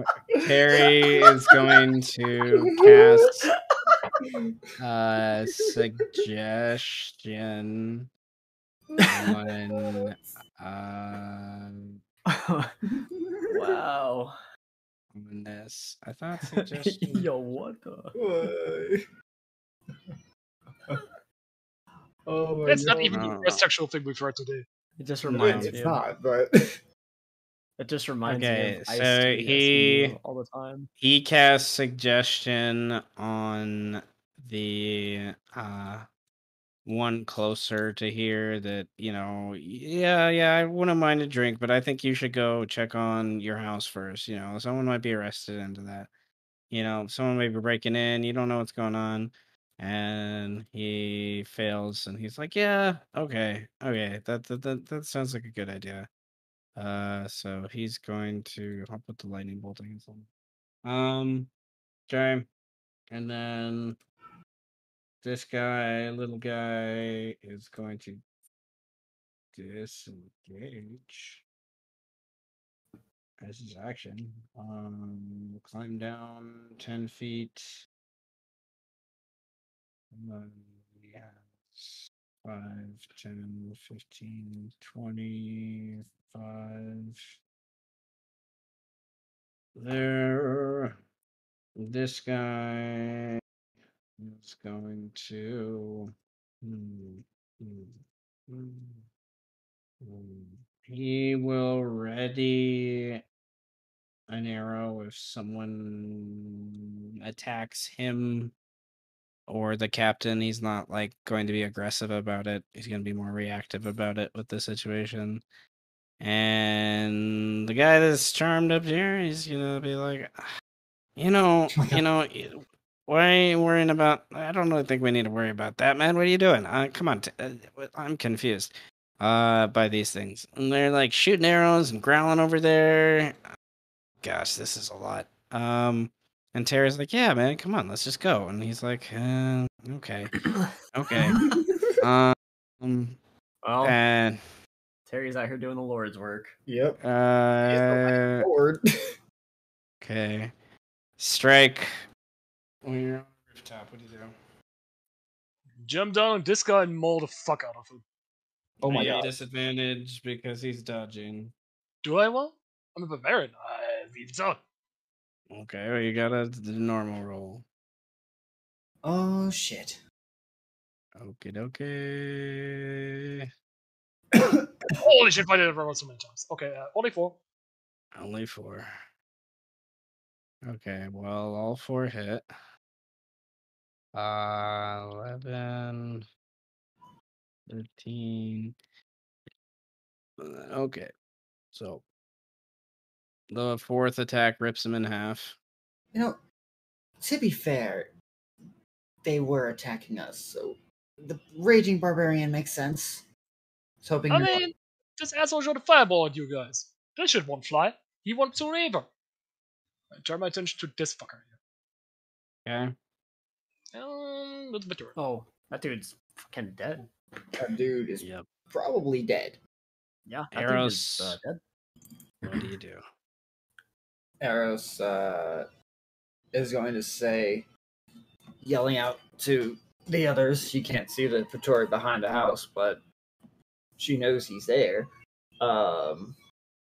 Say, okay, no one else has to get killed because that man is so insecure about his entire life. You guys can just leave. And I probably definitely have a disadvantage since, Strike just ripped one of them in half. Yep. You told me I Yep. can't do anymore. Well, I said, I didn't say you could, but I also didn't say you couldn't, so. That's a yes. So it's still a 19. Okay. That actually no. I will use both. Can I? If I use one inspiration, it just evens out. But if I use 2 inspiration, can I make it 28? use 1 to make it to 28. Okay, then I'll just use the 1 to make it 28. Okay. Okay.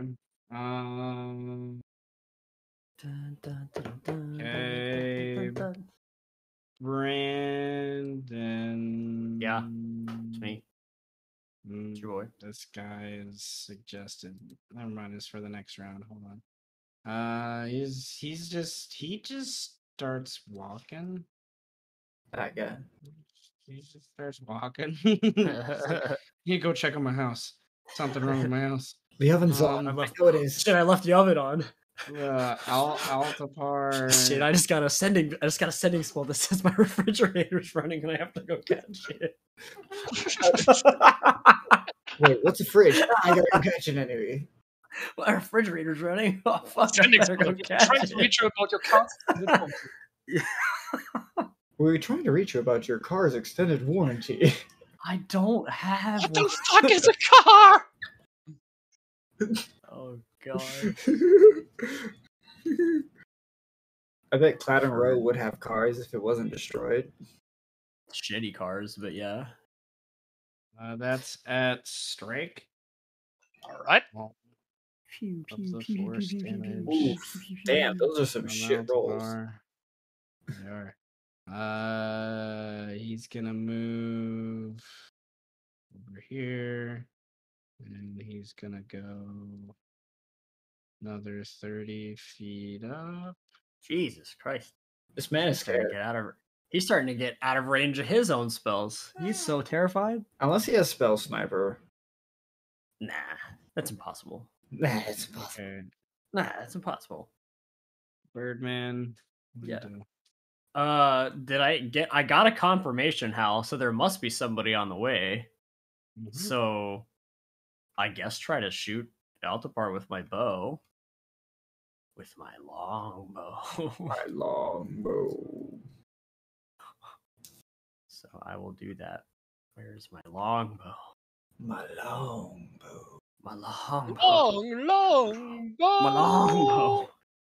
Oh Oh my god. That's not good. Lord. Too bad you can't hit me. You Who are want you to shooting? try again? I was shooting Altapar, but I guess not, because I rolled a natural one. Can I give you an inspiration to try again? I mean, I could use an inspiration to just try again. But Seth already rolled a d20. Yeah. The consequences have already It happened. went in a window. It didn't hit anyone, unfortunately. Oh shit! Um, What is the cat noise? Okay, that's first attack. Oh, that is my first attack. Yeah. That's a lot better, I'd say. That's why we have 2 of these things. Yeah. Okay. I forgot Yeah, we're level 7. 2 mm. attacks. Damage. Fuck you. Oh, the Colossus Slayer doesn't count because he hasn't lost HP yet. But it's 10. That's still a I've definitely hurt his emotional HP. Yeah, I did. 10 is a lot. 10 is a lot. And Yeah. DC 10 con save. Come on, fucking fail and plummet to it. I hope you fall, bro. Yeah! I'm gonna re-roll with an inspiration. Cancel it out with an inspiration. If we, No. Oh, No, can I man. use an inspiration to? That's so sad. you, No. Only one That would be inspiration on a too roll.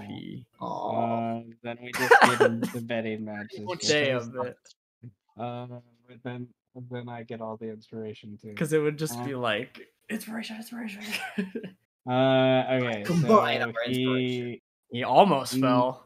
almost fell. Oh, say baby. He drops down like 20 feet with that. Oh. Um, If I were him, I would not Be do scared. that again. Yeah. I would be fucking shitting myself. okay. Do you stay there? No, hell no. I am going to move over here. And I'm just gonna go as fast as I can. I fucking actually they're 10 feet tall buildings, but I don't have a climbing speed, so difficult terrain for you, 20 feet. yeah, I don't want to mess with that. Well, unless you have your. Actually, I have a Do you have bonus your action. land stride thing yet? I don't. That's next level, I think. Okay, that will negate some. I have a bonus action. Okay. So I'm gonna cast Zephyr Strike as a bonus action. Okay. And I'm going to run hella fast. I'm gonna run over here and then over here. Oh my god. Fast Birdman. Why is my map on? What did I do to myself? Oh no. So this guy just got approached by the beast who killed his friend. Yeah, but he got a nat 1 on his wisdom save. So to me, that means he will lash out to you angrily and scared, and Well, I guess he wants to die. Oh my god. you will take 15 points of bludgeoning damage. Half to Where's the 7. 15 coming from? Because I got a crit. 10. Because I got a crit. That's a 10, my boy. Yeah, but crit rolls. You get max damage, so do I. Oh, maybe I should breed. Yes. Alright. Still very much alive. Very much alive. So, what's Terry doing? Does it sound like I'm quiet or is my internet fucking? No.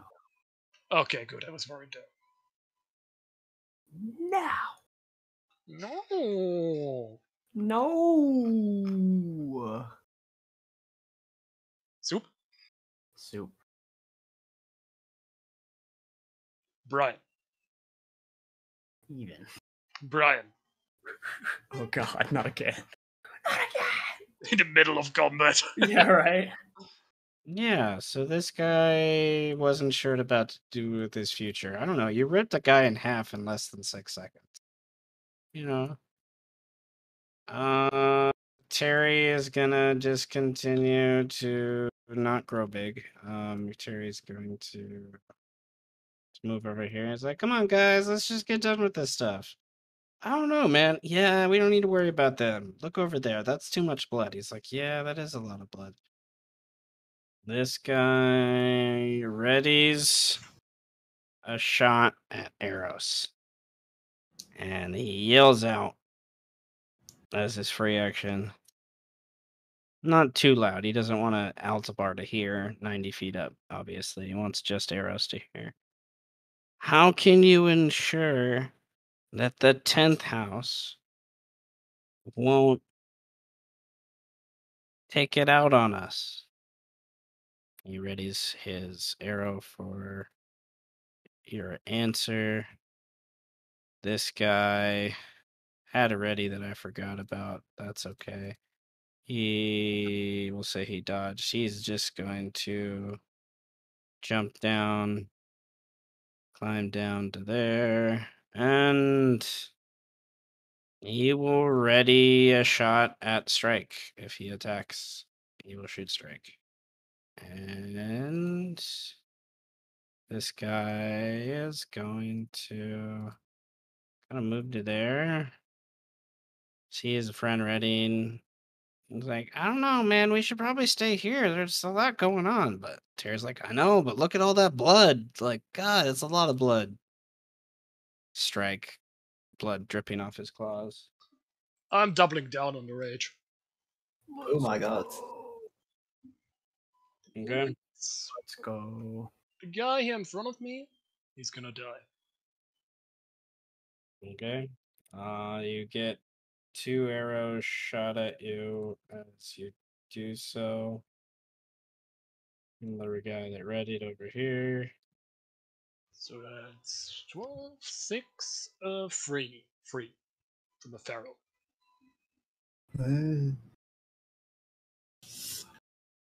Damn, feral rage.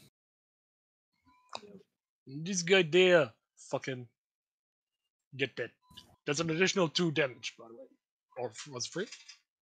Equal to proficiency, an additional 3 damage, so it's 15. That's 15. And that right there is 18.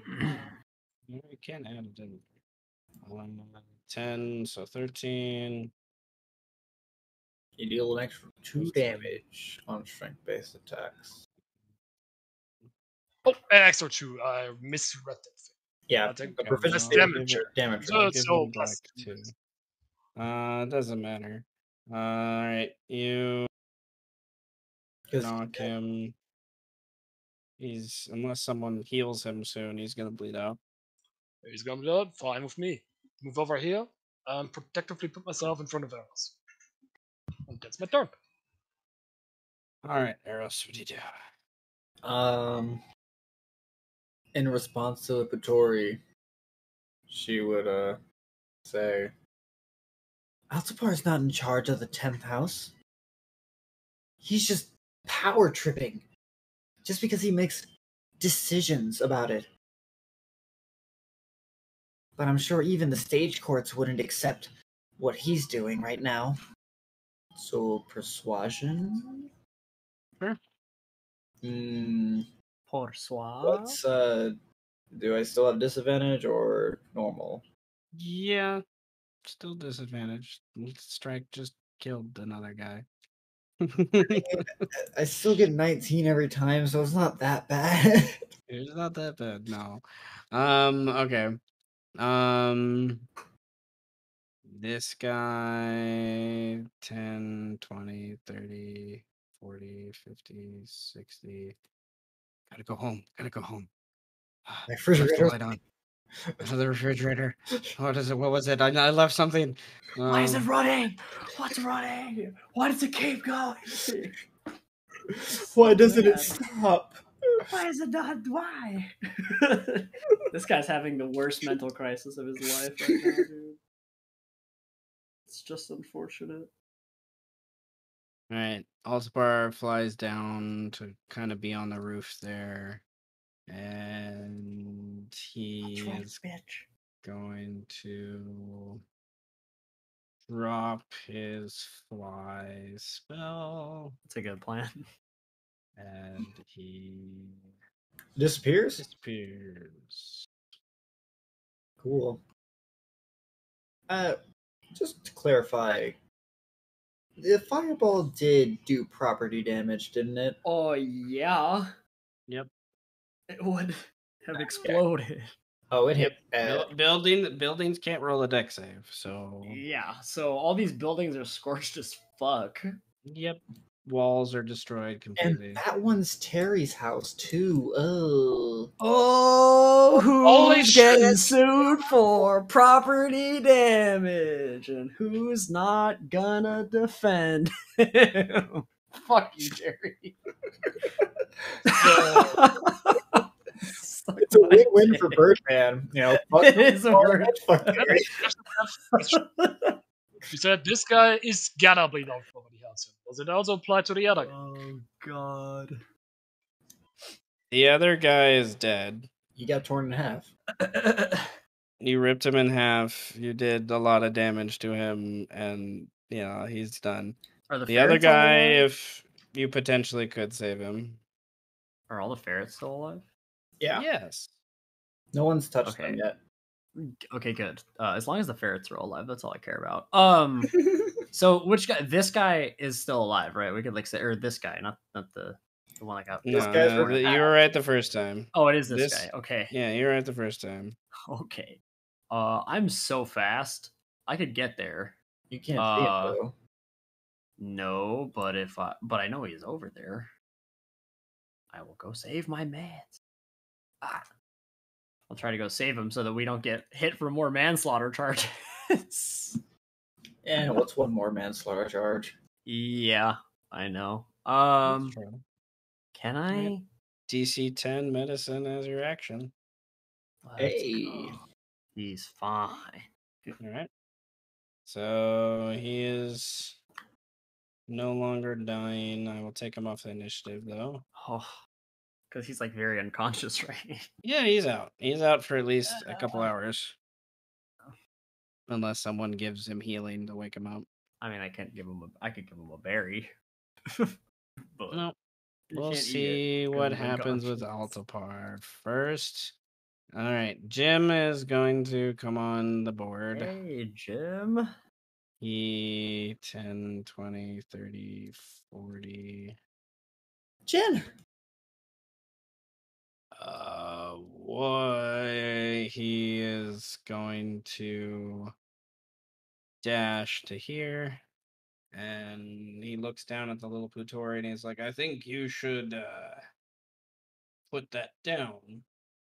And has his big great sword kind of sprawled out in front of him like his picture shows as he comes up in front.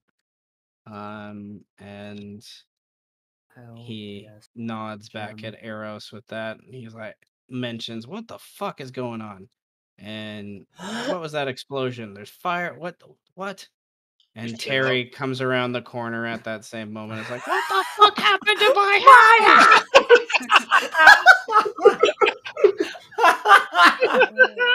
Fuck your house. I can explain exactly what just happened. I almost died. Fuck your house. I almost died. Fuck your house. Okay, these guys gives up. Okay, this guy sees Jim here, sees you helping the guy, comes over here. He basically gives up. This guy gets charmed to there, and it's just he follows Terry, and he's like, "Man, in your house, fuck, dude, what happened?" Dude, my And, boss blew up your house. That's crazy. Okay, Strike. What do you do? I guess I try to explain to Jim what happened. That we've been under attack. Aren't you? You are under a feral rage, though. You're in your feral rage. You grunt and rave at him. I was just Okay. You only can end this with a calm emotion spell or something other like that. So Oh my god. you're just roaring at him. We don't have that spell. I would This- like. Poor Jim. Okay. That's interesting. Okay, I think I need to add another thing to this, but I like it. Okay. All right. What do you want to do though? doesn't Yell say at I him? have to attack, so I'm not doing that. I'm not attacking my buddy Jim. Move here. Try to kind of gesture what's going on because I can't fucking speak. Now you know how I feel. Roll a performance check. Oh, Yeah. God. See if he can understand. Suddenly, the Steven is turned. Oh my god. God. Great. He's confused. He turns to Arrows like, what the fuck is going on?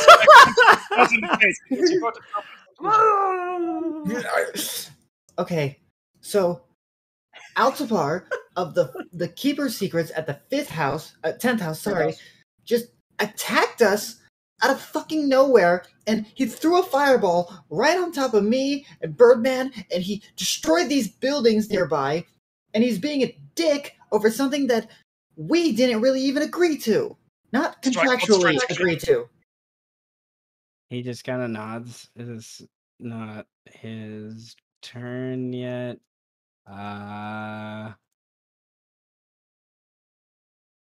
Is this guy alive? 10, 20. He's unconscious. True. He's gonna have a headache when he wakes up, that's all. Strike, you hear a thump on a rooftop nearby. In the similar direction that Altapar was in. Birdman, what do you do? I guess go over to Jim. Yeah? Yeah. Jim! Just point at Jim. Jim! And that's it. That's really all I can do right now. Jim nods at you, and he All right, all right, all right. Everyone gather round. Let's just talk out what happened here. Where is this Altapar? If he's here, and the eyes seem to gravitate towards the closest 10th house member, and they just kind of shake their head, unsure of the whole situation. And Terry comes up and he's like, "He blew up my fucking house. That's what the fuck happened. You little asshole. Come in here just starting a fight, trying to break into people's houses without permission from their landlord. And good thing I stopped him right in time. I did. That's right. But look at that. My fucking house. It's destroyed. It's just fucking ruined. I just, ah." And it's like, all right, all right, all right. I believe you. Calm your horses down. I picture Strike jumping up and down like a fucking gorilla. Just Pretty much. Then he and runs to where he heard Altapar, trying to sniff him the fuck out. Okay. Roll a perception check. Just jump through a house. It's still a 14. you have disadvantage on perception, I unfortunately. know. Still a 14. Okay. It takes most of your move to get almost to the top of there. You are pretty sure he went in this direction. So how much would I have left? You would have to dash to move anymore. Alright. No, wait, I can't dash. I've used my action for a perception check. Yeah. All right. That's Hanging it. on the side of the building, you guys see him run off in that direction. Eros, what do you do? Okay, so he used an invisibility spell, but he was here. I swear to you, Jim. You know I don't lie to you. Yeah, most of the time, I think we got those things covered. Just, I can't see invisible stuff. I know, but everyone here is an eyewitness. What the hell is Strike doing over there? Why is he climbing on old Lady Sheba's building over there? Strike sniffing around Because frantically. that's where Altapar just was. He turned invisible on that roof just before you got here. He looks over there, confused, reaches up to his head, scratches behind his own ear. Roll a persuasion check to try to convince Jim to maybe search, I guess. Is it? It should be normal by now. Yeah. Okay. Dupe. Okay. He turns to the side, puts his sword away, points back at the couple Putori. He's like, you sit your asses down. And I'll give him a wide smile to give him a D8 of inspiration. Okay. Can we intuit where he went? Strike is kind of on the trail, sort of. Mm. Okay. We're going to break from combat. At this point.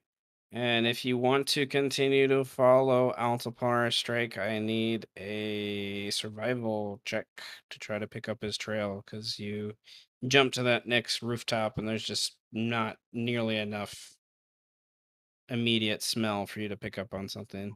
Right? Can I assist him with this? Sure. I will do so. Survival. Does my natural explorer apply here? Yeah, he's using the city, sure. Okay. So that is a 26. And the survival is not with disadvantage. I double checked that. So 20 and 23. Or 26. 26. Okay. So we will leave off with the image of you guys coming into a main street, looking down the corner. You find evidence of some scuffed boot mud marks, Strike confirms with the smell. You run down 100 or so meters, see a couple more footmarks every or so 10 or so paces, and you come around this corner, and it's just like the nightly swarm of people leaving their jobs near the Tarrasque, and like a shift change, so to speak, and you kind of lose for a moment there, and then all of a sudden, out of the center of the crowd, like 50 or so paces from you, you just see Altapar just erupt up into the sky and flies northeast towards the Beast Crown, and you guys give chase, Hmm. or do you let him return to his home without do we you do, on guys? his heels? Because flying Hell will no! be faster than pretty much. The only thing that will help you keeping up with him flying is because you have a ranger that knows the city. I also have what is it? I for the next minute or so, however long I had Zephyr Strike active, so I had a 60 move speed instead of 30. Okay. So do you guys give chase or not? Man, Yeah. do we want to give chase? Yeah, fuck yeah. Catch him. Okay, so we will pick up next time with the chase scene through the city streets after Altapar to see if you guys can get him before he has more specific backup, so to speak. Jim would follow you to a point, but there's eventually he's getting out of his jurisdiction and really can't do too much with those things without maybe some persuasion from you all. We can get to that next time. Yep. For those things. Eros would probably just say, let's just get statements for right now. Just get statements right now. Yeah. All right. We'll chill. So that was interesting. I enjoyed that. That was fun.